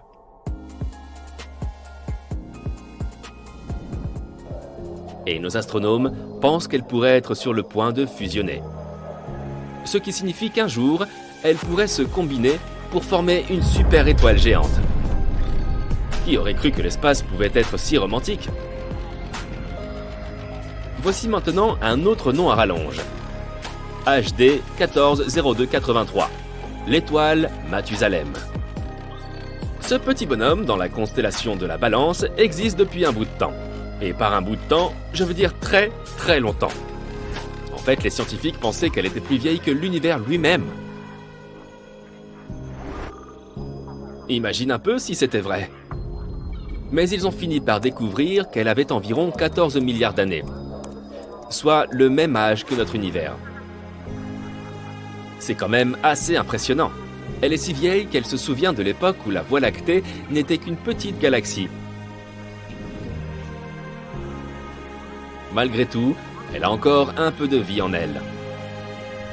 Elle commence tout juste à se transformer en géante rouge, ce qui est un peu comme lorsque tu atteins la trentaine. Elle vieillit donc assez bien. Mais si toutes ces choses restent plus ou moins compréhensibles, que dire de cette étoile que les astronomes ont surnommée WTF, ou qu'est-ce que c'est que ce truc? On l'appelle aujourd'hui l'étoile de Tabi. Elle a aussi un nom plus scientifique, mais il est un peu long. Ce qui est vraiment bizarre chez elle, c'est sa luminosité irrégulière. Pour une raison inconnue, elle ne brille pas comme une étoile normale. Elle clignote, comme quand on allume et éteint une lampe de poche. Et il ne s'agit pas d'une petite baisse de luminosité, mais d'une chute de 22%. Ce n'est donc pas parce qu'un objet viendrait la cacher de temps à autre. Les scientifiques ont toutes sortes de théories sur ce comportement étrange. Des comètes, de la poussière, une mégastructure extraterrestre. Oui, mais avant que ton imagination ne s'emballe, il est important de noter que l'explication la plus probable est celle de la poussière. L'étoile serait entourée d'une espèce de nuage de poussière qui nous empêcherait parfois de la voir nettement. Mais cette explication n'est pas encore confirmée à 100%. Et il reste encore beaucoup de mystères autour de l'étoile de Tabi. Une chose est sûre, elle est peut-être un peu bizarre, mais c'est ce qui la rend si fascinante. Et voilà, mon ami. Nous restons émerveillés par l'incroyable diversité et par l'étrangeté du cosmos. Il y a encore tant de choses à découvrir, alors continuons à explorer l'univers à la recherche de ces fabuleux trésors. Mesdames et messieurs, c'est votre capitaine qui vous parle. Nous serons prêts à décoller dans 3, 2, 1. Vivre dans un vaisseau spatial ressemble au sujet rêvé d'un film de science-fiction, mais se précise peu à peu comme le plan envisagé pour un futur lointain. Imaginons ce qu'il en serait. Sans plus attendre, nous commencerons par la lumière. Sur Terre, grâce à l'atmosphère, le ciel disperse la lumière du soleil. Nous recevons donc de la lumière de différentes directions. Il y a ensuite les ombres, le contraste et la lumière ambiante. Dans un vaisseau spatial, cependant, il n'y a pas de ciel pour créer cette lumière d'ambiance. Lorsque tu te trouves dans un vaisseau spatial à l'intérieur du système solaire, un côté du vaisseau peut être éclairé par le soleil, ou une autre étoile, et un côté peut demeurer dans l'ombre. C'est ce que l'on observe dans les croissants de la Lune. Si ton vaisseau spatial parvient à s'éloigner de tout système solaire, tu risques de devoir dire adieu à la face illuminée du vaisseau. Tu seras très loin de toute étoile, et le vaisseau volera donc dans l'obscurité la plus totale. Mais ne t'inquiète pas, nos technologies de pointe trouveront probablement un moyen d'imiter la lumière du soleil. Les concepteurs placeront peut-être des panneaux lumineux à LED semblables à des fenêtres, et les habitants du vaisseau ne verront pas trop la différence. Qu'en est-il des gens ? Une étude a révélé qu'un équipage de 160 personnes pouvait constituer une population viable pendant environ 200 ans. L'important est de sélectionner les membres de l'équipage à partir d'un large pool génétique. Aucun passager ne devrait être plus proche que des cousins au 6e ou au 7e degré. Ça, c'est une projection de notre époque. Mais qui sait, peut-être que des centaines d'années plus tard, des pays entiers vivront dans un seul et même vaisseau spatial. Ton voisin sur Terre deviendra ton voisin dans l'espace. Cela me rappelle la scène de Thor, Ragnarok, où les Asgardiens qui ont survécu à Hellas s'échappent avec le vaisseau du grand maître et se rendent sur Terre pour s'y installer. Peut-être irions-nous sur Proxima Centauri B. C'est une exoplanète, le terme employé pour définir les planètes situées au-delà de notre système solaire. Proxima b se trouve dans un autre système stellaire, et certains scientifiques pensent qu'elle a du potentiel. On pense qu'il est possible que de l'eau liquide existe à sa surface. C'est important, parce que cette planète est notre exoplanète voisine la plus proche. Oui, la plus proche. Mais elle se trouve à près de 40 000 milliards de kilomètres de nous. Pour mieux comprendre cette proximité, on va te donner une comparaison. Actuellement, l'un de nos vaisseaux spatiaux les plus rapides, à savoir New Horizons, atteint une vitesse vertigineuse de plus de 50 000 km/h. Mais même avec cette vitesse, il lui faudrait des milliers d'années pour atteindre Proxima b. Espérons que nous aurons trouvé comment déformer l'équation de l'espace-temps d'ici là. En étant réaliste, c'est la première option qui semble la plus probable. Supposons que nous fassions le voyage avec nos vaisseaux spatiaux les plus rapides. Il s'agirait encore d'un voyage de quelques centaines d'années. Cela nous amène à un autre problème mineur, la durée de vie des humains. Un même équipage ne pourra pas aller jusqu'au bout du voyage. Ici, les vaisseaux générationnels s'imposent comme une solution. Une communauté d'adultes entre dans le vaisseau, puis leurs enfants et les enfants de leurs enfants, jusqu'à ce que l'humanité atteigne enfin la nouvelle planète. Il existe deux autres solutions. Si les chercheurs parvenaient à faire vivre les gens pendant des siècles, nous n'aurions pas besoin de ces vaisseaux générationnels. De même, il pourrait exister un système permettant de congeler les gens. Il faudra 20 000 personnes pour démarrer une population saine sur une nouvelle planète. Pour l'instant, je veux m'en tenir au premier scénario. Voici comment on vivrait dans un vaisseau spatial générationnel. Les rencontres ne seraient pas aussi romantiques que sur Terre. Il y aura probablement un généticien qui régulera notre reproduction. La liberté de choix, en général, serait réduite. Les règles seront strictes. Dans chaque génération, il y aura certaines tâches à gérer. Quelqu'un devra bien être médecin et quelqu'un d'autre devra être plombier. Les nouvelles générations pourraient être soumises à des tests de planification de carrière. Chacun se verrait attribuer une profession en fonction de ses mérites, de ses aptitudes, de ses passions et des emplois disponibles. Ça me rappelle un peu Snowpiercer, mais avec un peu de chance, les choses se passeraient plus humainement dans cette version. Les gens ont tous besoin d'eau, et ils créeront des déchets. D'ici là, nous ne dépendrons peut-être plus du plastique. De plus, le recyclage se fera peut-être à un autre niveau. Pourtant, nous aurons bien besoin d'eau. Un être humain en bonne santé a besoin de près de 1200 litres d'eau par an. Ce n'est pas comme s'ils s'arrêtaient sur une planète pour remplir leurs réserves d'eau.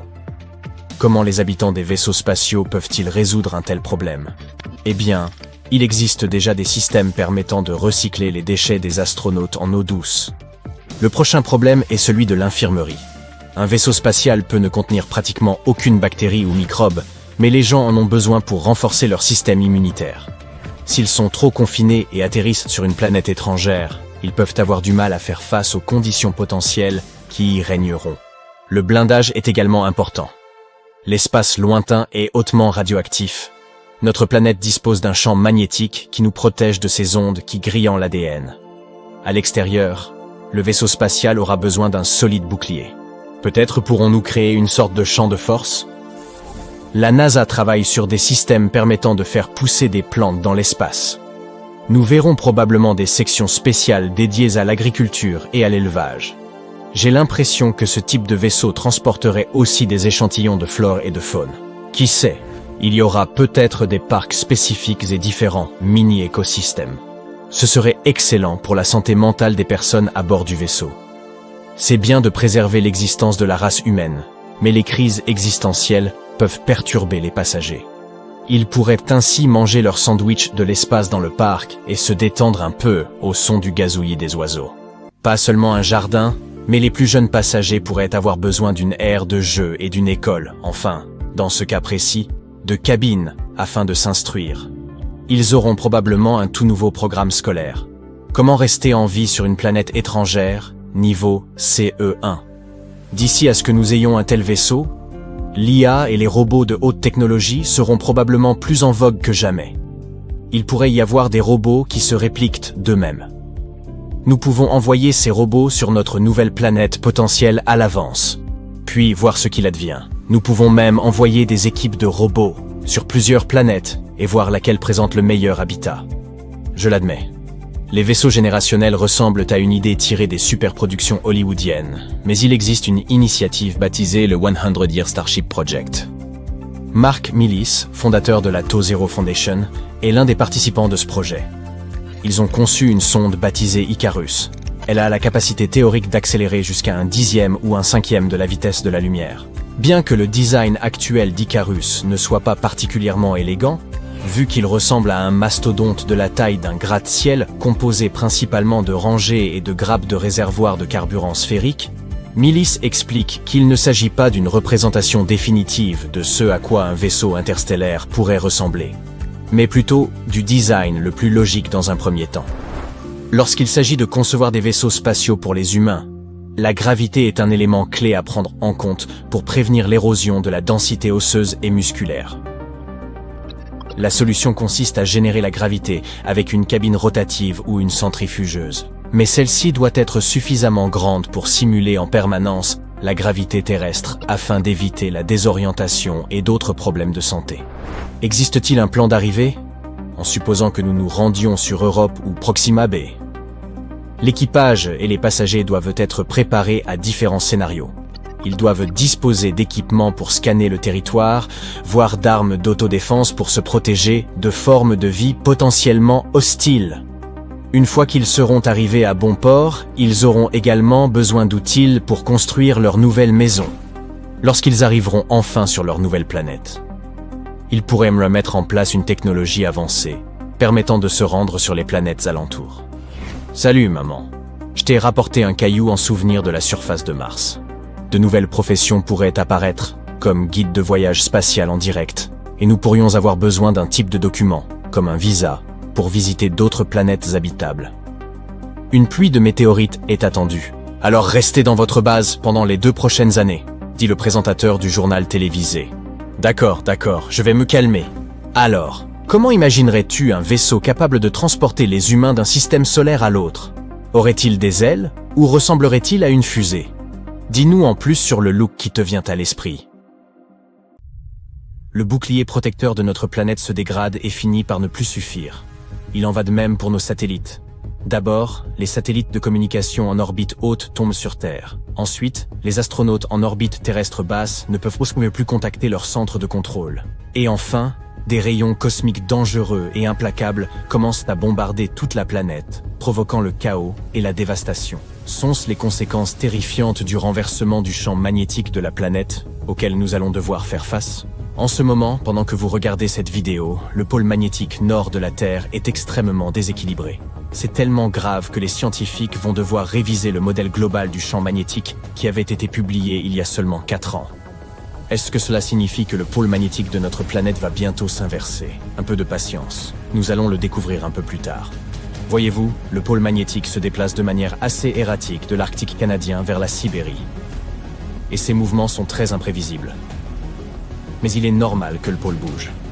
Il existe des relevés sur le long terme à Londres et à Paris qui prouvent que le pôle magnétique nord se déplace aléatoirement autour du pôle de rotation sur des périodes de plusieurs centaines d'années. Mais le plus étonnant dans son mouvement, c'est qu'il tend à gagner en vitesse. Vers le milieu des années 90, le pôle magnétique a inopinément accéléré, passant d'un peu plus de 14 km à 54 km par an. Et récemment, le pôle a franchi la ligne de changement de date, se dirigeant vers l'hémisphère oriental. L'Agence spatiale européenne a lancé des satellites de pointe destinés à analyser le champ magnétique en 2013. Grâce à eux, les chercheurs disposent de précieuses données qu'ils peuvent non seulement utiliser pour dresser des cartes du champ magnétique, mais aussi pour les mettre à jour tous les 6 à 12 mois. C'est ainsi qu'ils ont pu remarquer que le champ principal s'amenuisait, lui aussi. Cela pourrait être un signe que le champ magnétique de la planète est sur le point de s'inverser. Pour mieux comprendre ce processus, nous devons comprendre comment fonctionne le champ qui émane de notre noyau. Mettons que nous ayons une barre aimantée qui traverse le centre de notre planète et qui est un pôle nord et un pôle sud. Cet aimant est incroyablement puissant, représentant environ 75% de l'intensité du champ magnétique de notre planète à la surface. Notre aimant ne fait pas que bouger, mais il s'affaiblit également, d'environ 7% à chaque siècle. Il faut admettre que cet aimant n'est pas une représentation parfaite du champ produit par notre noyau. C'est plutôt comme si des courants électriques généraient le champ magnétique de la Terre. Néanmoins, ce modèle facilite la compréhension de ce qui arrive à notre planète en ce moment. Le champ magnétique de notre planète joue un rôle important dans la protection contre les radiations dangereuses et l'activité géomagnétique, qui est le produit de l'interaction entre le vent solaire et la magnétosphère terrestre. Le champ magnétique de la Terre se déplace également. Les scientifiques ont étudié et suivi le mouvement des pôles magnétiques au cours de centaines d'années. Les mouvements historiques de ces pôles indiquent des changements dans la géométrie globale du champ magnétique de notre planète. Et ils peuvent également signaler le début de l'inversion du champ. C'est ainsi que l'on appelle un basculement entre les pôles magnétiques nord et sud.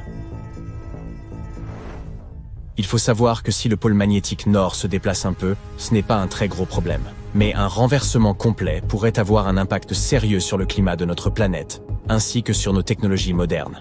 Heureusement, de tels renversements ne se produisent pas du jour au lendemain. L'ensemble du processus s'étend sur des milliers d'années. De plus, même si le pôle magnétique s'affaiblit lors d'une inversion des pôles, il ne disparaît pas complètement. Ainsi, les terribles événements du début de cette vidéo ne risquent probablement pas de nous arriver. La magnétosphère continuera à protéger la planète des rayons cosmiques et des particules solaires chargées, même si une certaine quantité de radiation particulière pourrait tout de même atteindre la surface terrestre. Les champs magnétiques sont générés par des charges électriques en mouvement. Si un matériau permet à ces charges de se déplacer facilement en lui, on l'appelle un conducteur. Le métal est un excellent conducteur, et nous l'utilisons souvent pour transférer les courants électriques d'un endroit à un autre. Dans ce cas, le courant électrique est constitué de charges négatives appelées électrons se déplaçant à travers le métal. C'est ce courant qui génère un champ magnétique. La Terre possède un noyau de fer liquide. En d'autres termes, il existe des couches et des couches de matériaux conducteurs à l'intérieur de notre planète. Les courants de charge se déplacent constamment à travers le noyau, et le métal liquide y circule également, générant le champ magnétique. Ce champ magnétique produit à son tour quelque chose qui ressemble à une bulle autour de la planète. On appelle cela la magnétosphère, et elle se situe au-dessus de la partie la plus haute de l'atmosphère. Cette couche nous protège et dévie le rayonnement cosmique de haute énergie, qui sinon serait extrêmement dangereux pour les gens et les autres formes de vie sur Terre. La magnétosphère interagit également avec l'ionosphère, la couche de l'atmosphère de notre planète qui contient des tonnes d'ions et d'électrons libres, et qui est capable de réfléchir les ondes radio. L'interaction entre ces deux couches et le vent solaire magnétisé est ce que les scientifiques appellent la météo spatiale. Le vent solaire est normalement assez léger, et il n'y a absolument pas de météo spatiale. Mais parfois, le Soleil commence à expulser d'énormes nuages de gaz magnétisés qui peuvent atteindre des vitesses incroyables. Ils sont appelés éjections de masse coronale, ou EMC. Celles-ci sont éjectées du Soleil sur plusieurs heures. Les EMC s'apparentent généralement à d'énormes filaments tordus et peuvent se produire spontanément. Leur fréquence varie selon un cycle solaire de 11 ans. Par exemple, au minimum solaire, on peut observer une éjection par jour. Et lorsque le Soleil est dans sa phase la plus active, il peut y avoir jusqu'à 3 EMC par jour. Les éjections de masse coronale perturbent le flux calme du vent solaire et causent de graves perturbations capables d'endommager des choses à la fois dans l'espace proche de la Terre, comme les satellites, et à la surface de la planète. Si les éjections de masse coronale atteignent la Terre, leur interaction avec la magnétosphère génère des tempêtes géomagnétiques. Celles-ci peuvent donc produire des aurores, qui se produisent lorsqu'un flux de particules chargées frappe l'atmosphère et l'illumine. Et puis, il y a aussi les éruptions solaires. Elles se développent plus rapidement et avec beaucoup plus d'énergie que les éjections de masse coronale. Les éruptions solaires surviennent souvent peu de temps après les éjections de masse coronale. Les éruptions solaires surviennent souvent peu de temps après les éjections de masse coronale. Les éruptions volcaniques les plus puissantes font pâle figure, en comparaison des éruptions solaires, qui libèrent 10 millions de fois plus d'énergie. En quelques minutes, une éruption solaire peut émettre des milliards de tonnes de particules chargées. Les éruptions solaires sont aussi incroyablement chaudes, avec des températures atteignant plusieurs millions de degrés. Les astronomes pensent que de telles explosions de rayonnement solaire se produisent lorsque le champ magnétique du Soleil se tord dans certaines régions. À un moment donné, toute l'énergie emmagasinée est libérée. L'étoile émet de la lumière et des particules, principalement des électrons et des protons. La plupart des éruptions solaires durent quelques minutes, mais certaines se poursuivent pendant des heures. Une puissante tempête solaire peut potentiellement provoquer une panne d'électricité dévastatrice sur l'ensemble de la Terre. Si ce n'était pour la magnétosphère terrestre, les effets de l'activité solaire seraient de beaucoup plus dévastateurs. Heureusement, elle dévie la plupart des particules solaires qui se précipitent vers notre planète depuis notre étoile à une vitesse de plus d'1,6 km/h. Mais même ainsi, lors d'événements météorologiques spatiaux, il y a beaucoup de radiations dangereuses près de la Terre. Elles peuvent potentiellement nuire aux astronautes et aux engins spatiaux. De plus, la météo spatiale peut endommager nos grands systèmes conducteurs, comme les pipelines et les réseaux électriques. Par exemple, en surchargeant les courants qui circulent à l'intérieur. Les scientifiques cartographient et suivent régulièrement l'orientation et la forme globale du champ magnétique de notre planète. Pour ce faire, ils exploitent des mesures locales de l'orientation et de l'amplitude du champ. C'est ainsi qu'ils ont pu conclure que l'emplacement du pôle magnétique nord avait bougé de presque 1000 km depuis que les premières mesures ont été prises en 1831. Le champ magnétique de notre planète s'inverse sur une échelle de temps variant de 100 000 à 1 million d'années. On peut dire à quelle fréquence cela se produit en regardant les roches volcaniques au fond de l'océan. Elles retiennent l'orientation et la force du champ magnétique de la Terre au moment de leur création. Ainsi, la datation de ces roches nous donne une image de l'évolution du champ magnétique de notre planète au fil du temps. D'un point de vue géologique, les inversions de champ se produisent assez rapidement. Mais elles sont extrêmement lentes d'un point de vue humain. Un renversement complet prend normalement quelques milliers d'années. Mais pendant cette période, l'orientation de la magnétosphère peut changer, exposant davantage la Terre au rayonnement cosmique. De tels événements ont tendance à modifier la concentration d'ozone dans l'atmosphère. Dans tous les cas, les scientifiques ne peuvent pas dire avec certitude quand aura lieu le prochain renversement du champ magnétique. Mais ils continuent de cartographier et de suivre le mouvement du nord magnétique de notre planète. Au fait, la Terre n'est pas la seule planète disposant d'un champ magnétique. Les géantes gazeuses, comme Jupiter, ont également une couche d'hydrogène métallique conductrice qui génère leur champ magnétique. Le champ interne de Jupiter empêche le vent solaire d'interagir directement avec l'atmosphère de la planète. Si un astéroïde comme Apophis frappait la Terre, nous serions détruits. D'immenses séismes secoueraient la Terre et des tsunamis inonderaient tout. Apophis, un corps céleste vieux de plusieurs milliards d'années, est présent dans le système solaire depuis sa création. Vous vous demandez sans doute quelle est la probabilité que ce gigantesque caillou entre en collision avec notre planète en 2029 ? Eh bien, nous allons voir ça, d'accord ? Apophis est un énorme astéroïde découvert en 2004 par l'Observatoire national de Kitt Peak en Arizona. Depuis, on dit de lui qu'il est l'un des astéroïdes les plus dangereux jamais localisés. Il fait environ 330 mètres de large. C'est un peu plus grand que l'Empire State Building ou la Tour Eiffel. C'est parce qu'il fait si peur qu'on l'a baptisé Apophis, du nom de la créature immortelle égyptienne qui apportait l'obscurité éternelle et la destruction. En 2021, les chercheurs ont eu l'occasion exceptionnelle d'étudier ce rocher flottant lorsqu'il est à passer près de notre planète. Nous y reviendrons dans une minute. Certains scientifiques disent qu'il y a 2,7% de chances qu'Apophis frappe la Terre le vendredi 13 avril 2029. Ce serait l'effet Yarkovsky qui serait en cause, car il pousserait ce gros rocher spatial vers la Terre. Cet effet provient de l'émission inégale de photons thermiques, dont le résultat est une force inimaginable s'exerçant sur l'objet touché. Ces photons exercent une poussée immense et jouent un rôle essentiel dans la dynamique du corps en question. L'astéroïde possède deux faces, une sombre et une claire, tout comme la Lune. La face claire est tournée vers le Soleil et est plus chaude que la face sombre. Mais l'objet tourne lui-même, de sorte que ses faces changent constamment de direction et de température. Ces changements n'ont rien de bon, car ils poussent légèrement Apophis vers la Terre. Malheureusement, personne ne sait comment l'effet Yarkovsky influencera la trajectoire de l'astéroïde.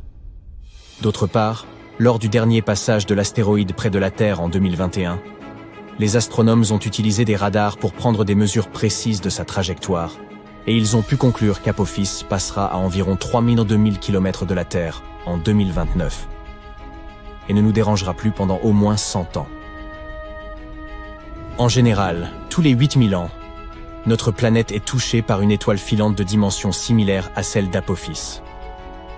La dernière fois que nous avons été frappés par un météore légèrement plus petit, c'était en 2013. Un nouvel engin spatial développé par la NASA, appelé OSIRIS-REx, a été lancé en 2016 pour collecter des échantillons sur un autre corps céleste légèrement moins terrifiant, Bennu.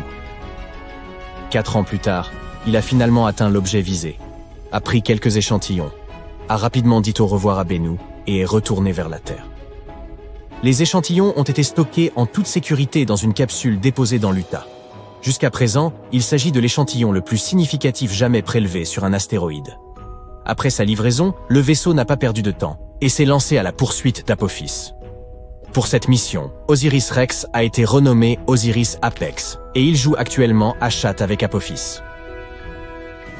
Avec un peu de chance, le 2 avril 2029, lorsque l'astéroïde passera près de la Terre, la sonde spatiale atteindra Apophis pour s'y poser. Elle restera dessus pendant 18 mois, collectant des informations précieuses et prenant des milliers de photos. L'astéroïde sera surveillé à l'aide de puissants télescopes.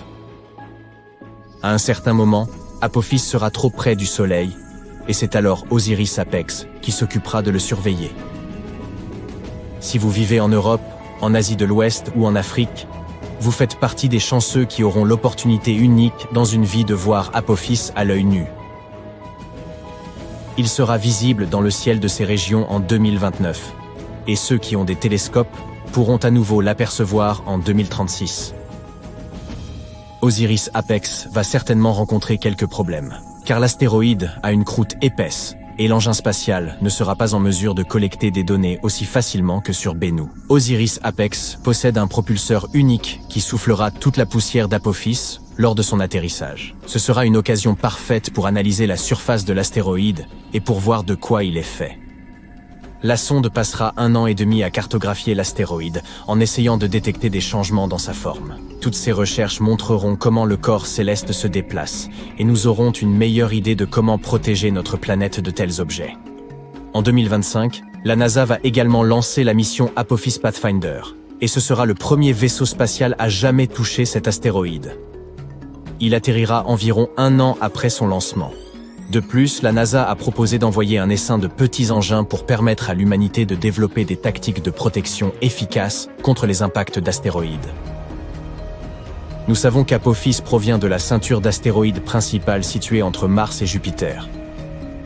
Au cours du dernier million d'années, ce corps céleste a changé de trajectoire en raison de l'influence considérable de la gravité de Jupiter. Maintenant, il semble favoriser davantage le Soleil, ce qui veut dire que cet astéroïde est très proche de la Terre. C'est pourquoi il est classé parmi les corps célestes voisins de notre planète. De nombreux tests ont été effectués pour trouver un moyen de s'occuper de ces astéroïdes. Parmi les solutions, il y a le forage et la détonation du corps spatial de l'intérieur, mais on teste aussi de nouvelles technologies, comme attacher des fusées afin de rediriger l'objet nuisible loin de la Terre. Nous pourrions également le frapper avec une force suffisamment puissante pour qu'il change de direction. Apophis est un astéroïde de type S composé de roches et de métaux, fer, nickel, etc., et qui ressemble à une cacahuète. Il peut nous en apprendre beaucoup sur le passé et aussi sur l'avenir. Les échantillons recueillis peuvent nous révéler comment la vie sur Terre a commencé et comment les plantes sont apparues. De nombreuses théories nous suggèrent que l'eau est arrivée sur notre planète grâce à un astéroïde ou une comète. Les astéroïdes sont comme de précieuses capsules temporelles. Contrairement aux roches terriennes, qui ont subi d'innombrables changements, comme l'érosion, la plupart des corps célestes sont intacts et beaucoup plus faciles à étudier. Quand des météores tombent sur Terre, ils sont recouverts de débris impossibles à nettoyer. Voilà pourquoi il est si important d'étudier Apophis dès maintenant. De plus, certains astéroïdes sont faits de métaux précieux, comme le platine. En ce moment, nous avons une forte demande en métaux destinés à l'industrie, et l'exploitation minière sur Terre est assez difficile. Un seul grand météore pourrait nous fournir en fer, en nickel, en or et en platine pour des millions d'années. Si Apophis contient tous ces métaux, il nous faudra le décomposer et le ramener sur Terre. Un seul astéroïde pourrait valoir des milliards de dollars. L'exploitation minière spatiale serait alors extrêmement rentable. Pourtant, cela nous coûterait plus cher de le ramener sur Terre que d'extraire ces matériaux ici.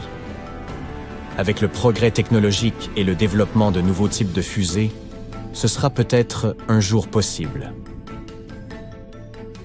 Donc, même si nous n'avons rien à craindre d'Apophis pendant encore une centaine d'années, il nous faut quand même savoir ce qui se passerait si un tel impact se produisait. Allez, avouez-le, vous voulez savoir. Eh bien, laissez-moi vous dire que vous entendriez un énorme bruit et que vous sauriez qu'une catastrophe est arrivée même à des kilomètres de distance. Il vous faudrait partir de chez vous immédiatement. Peu après l'impact, de violents séismes se produiraient et les immeubles tomberaient comme d'eux-mêmes. Se tenir à l'écart des villes serait probablement la meilleure chose à faire. Mais il ne faudrait pas fuir en voiture. Il y aurait d'énormes embouteillages et tout le monde paniquerait. Vous déplacer à pied ou à vélo serait votre meilleure option dans ce scénario. Un moyen de transport privilégié serait l'avion. Du coup, si vous avez toujours rêvé d'obtenir votre brevet de pilote, vous avez maintenant une bonne excuse. Il vous faudrait aussi prendre de quoi manger et de quoi boire, et une paire de chaussettes en plus. Vivre près de l'océan ou de la mer est agréable, mais dans ce scénario, il n'y aurait pas pire endroit. D'énormes vagues frapperaient en effet les côtes après l'impact. Loin de la zone d'impact, les tsunamis pourraient en prendre jusqu'à 30 heures pour arriver. Ça vous laisserait un peu de temps pour vous préparer. Si l'un des nombreux scénarios apocalyptiques possibles se réalise et que l'humanité est éradiquée, une boîte noire racontera à ceux qui viendront après ce qui nous a conduit à notre fin. Cette chambre forte de 10 mètres de long située dans une région reculée de l'ouest de la Tasmanie est censée documenter toutes les erreurs que l'humanité a commises et qui ont provoqué l'apocalypse. Les artistes, architectes et chercheurs à l'origine de la boîte noire de la Terre pensent que cette installation faite d'acier renforcé résistera au feu, à l'eau et à toutes autres catastrophes naturelles. À moins bien sûr que la planète ne soit entièrement détruite. Tout comme les boîtes noires que l'on trouve dans les avions. Cette capsule temporelle est censée aider la civilisation qui suivra la nôtre à éviter le tragique destin de notre humanité. Le projet est entièrement non commercial et porte un message important. La boîte sera remplie de disques de stockage et sera connectée à l'Internet. Des panneaux solaires sur le toit l'alimenteront en électricité et des batteries assureront le stockage d'une énergie de secours. Chaque fois que le soleil brillera dans le ciel, la boîte noire mettra à jour ses données scientifiques. Un algorithme triera ces données afin de ne sauvegarder que les informations pertinentes pour le projet. On mesurera les températures terrestres et marines, l'acidification des océans, l'extinction des espèces, l'utilisation des terres ainsi que la démographie humaine et la consommation d'énergie. Parmi les données secondaires, on trouvera des titres de journaux, des posts de réseaux sociaux et des actualités sur les principaux événements concernant l'environnement. Les créateurs de la boîte ont décidé d'y coder et d'y stocker leurs données dans différents formats, y compris le code binaire. Les instructions sur la manière de récupérer toutes ces précieuses informations seront gravées sur l'extérieur de la boîte. Certains des plus grands cerveaux travaillant sur ce projet craignent que cela puisse donner envie à certains curieux de forcer la boîte bien avant qu'il soit temps de le faire. Le disque dur alimenté à l'énergie solaire aura suffisamment d'espace pour collecter des données pendant 50 ans. Les modèles scientifiques les plus pessimistes ne prédisent pas la fin du monde avant cette date. Ce grand malheur n'arrivera peut-être même que dans des siècles. L'idée d'une boîte qui enregistre tout ce qui se passe avant un accident d'aviation est née au milieu du XXe siècle. À cette époque, le premier avion à réaction du monde, le de Havilland's Comet, s'est écrasé 7 fois en 2 ans, faisant 110 victimes. Le département australien de l'aviation civile voulait savoir ce qui avait causé ces accidents. Parmi les experts, il y avait le docteur David Warren, un chimiste spécialisé dans les carburants. Il se rendit compte qu'on n'avait tout simplement pas assez de données pour tirer des conclusions. Il n'y avait personne pour dire ce qui s'était passé avant l'accident. Il se souvenait avoir vu un dictaphone enregistrer du son sur un fil d'acier lors d'une foire commerciale. Alors, il écrivit à son supérieur pour lui proposer de concevoir un enregistreur de voix qui suivrait ce qui se passait dans le cockpit. Les données de vol seraient également enregistrées et stockées dans une boîte incassable. L'aviation n'était pas très importante en Australie à cette époque, alors l'idée n'intéressa pas le supérieur en question. Mais Warren commença quand même à travailler sur un prototype dans son garage. Il montra son dispositif au secrétaire de la British Air Registration Board, de passage en Australie, et celui-ci adora l'idée. Bientôt, le Dr Warren put constituer toute une équipe pour l'aider à développer un prototype de pré-production. Son invention ne porte en réalité pas le nom de boîte noire, mais d'enregistreur de vol. Et elle est orange, pas noire. Nous disons probablement qu'elle est noire parce qu'elle prend cette couleur après un accident. Ou peut-être parce que les premières boîtes étaient peintes comme ça afin d'éviter la réflexion solaire. Ou parce que c'est le nom que les scientifiques donnent aux appareils, avec entrée et sortie de données et un fonctionnement interne complexe. Donc, l'enregistreur de vol se compose de deux parties. Un enregistreur de données et un enregistreur vocal. Historiquement, il s'agissait de deux boîtes, mais maintenant il s'agit de deux cylindres. L'enregistreur de données conserve les paramètres de vol. Les gaz d'échappement, la température, le débit de carburant, la vitesse, l'altitude et le taux de descente.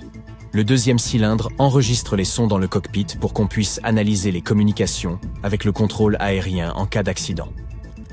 L'appareil n'enregistre que pendant 2 heures, puis efface ces données. Parfois, les deux parties sont combinées, et ça ressemble alors à une boîte. La boîte enregistre les données et les voit dans le cockpit. Mais elle est en réalité placée à l'arrière de l'avion, où la structure de l'appareil les protégera en cas d'accident.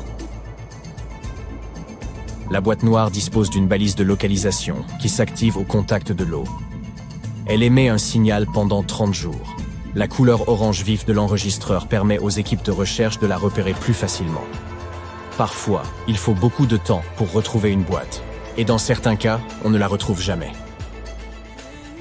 Bien avant l'invention du premier avion, il existait une boîte noire dont la portée était universelle, l'ancienne bibliothèque d'Alexandrie. Dans l'Antiquité, les gens en Égypte, en Mésopotamie et en Grèce étaient des familiers des bibliothèques et des archives. Mais ces premières institutions avaient surtout pour but de préserver les traditions et le patrimoine. Le concept même de bibliothèque universelle n'est devenu une réalité que lorsque les Grecs ont commencé à penser en grand. Ils étaient tellement impressionnés par ce que faisaient leurs voisins en Égypte qu'ils organisèrent des expéditions pour acquérir des connaissances. Alexandre le Grand, roi de Macédoine, voyant cette nouvelle soif de connaissances, exigea de ses compagnons, généraux et érudits, qu'ils lui rapportent tout ce qu'ils pouvaient apprendre sur les régions qui n'avaient pas encore été explorées. Cela permit de recueillir beaucoup d'informations sur la géographie et contribua à la création d'une immense bibliothèque. La plupart des informations étaient écrites en grec.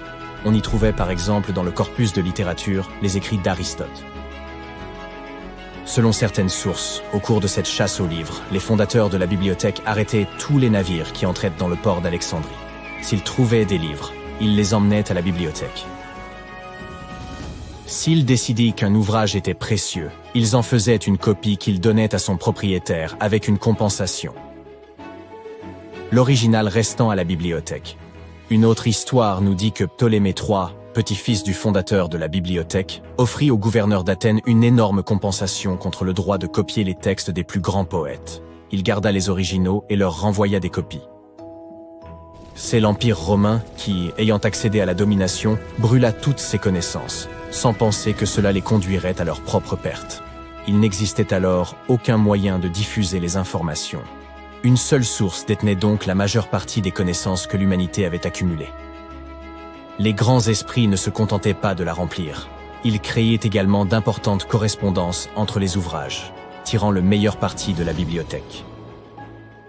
Si la bibliothèque d'Alexandrie n'avait pas brûlé, nous aurions aujourd'hui des connaissances inestimables sur les personnes qui vivaient à cette époque. Certains scientifiques pensent que ce savoir aurait pu sauver les Vikings qui se sont installés au Groenland il y a plusieurs siècles. Cela aurait peut-être aussi aidé la population de l'île de Pâques à identifier et à résoudre les problèmes causés par l'activité volcanique, la latitude et les précipitations, et à restaurer la fertilité du sol. On dit qu'une personne vivant à notre époque est exposée en une journée à autant de données qu'une personne du XVe siècle au cours de toute sa vie. Et il existe une théorie selon laquelle tous les papyrus de la bibliothèque d'Alexandrie pourraient tenir sur une simple clé USB de poche. Tellement de données sont générées chaque jour que ça pourrait bien en devenir nocif. On parle alors d'une surcharge d'informations. Nous nous dirigeons vers une civilisation mondiale, donc si toutes ces connaissances disparaissaient, nous perdrions non pas un empire, mais le monde entier.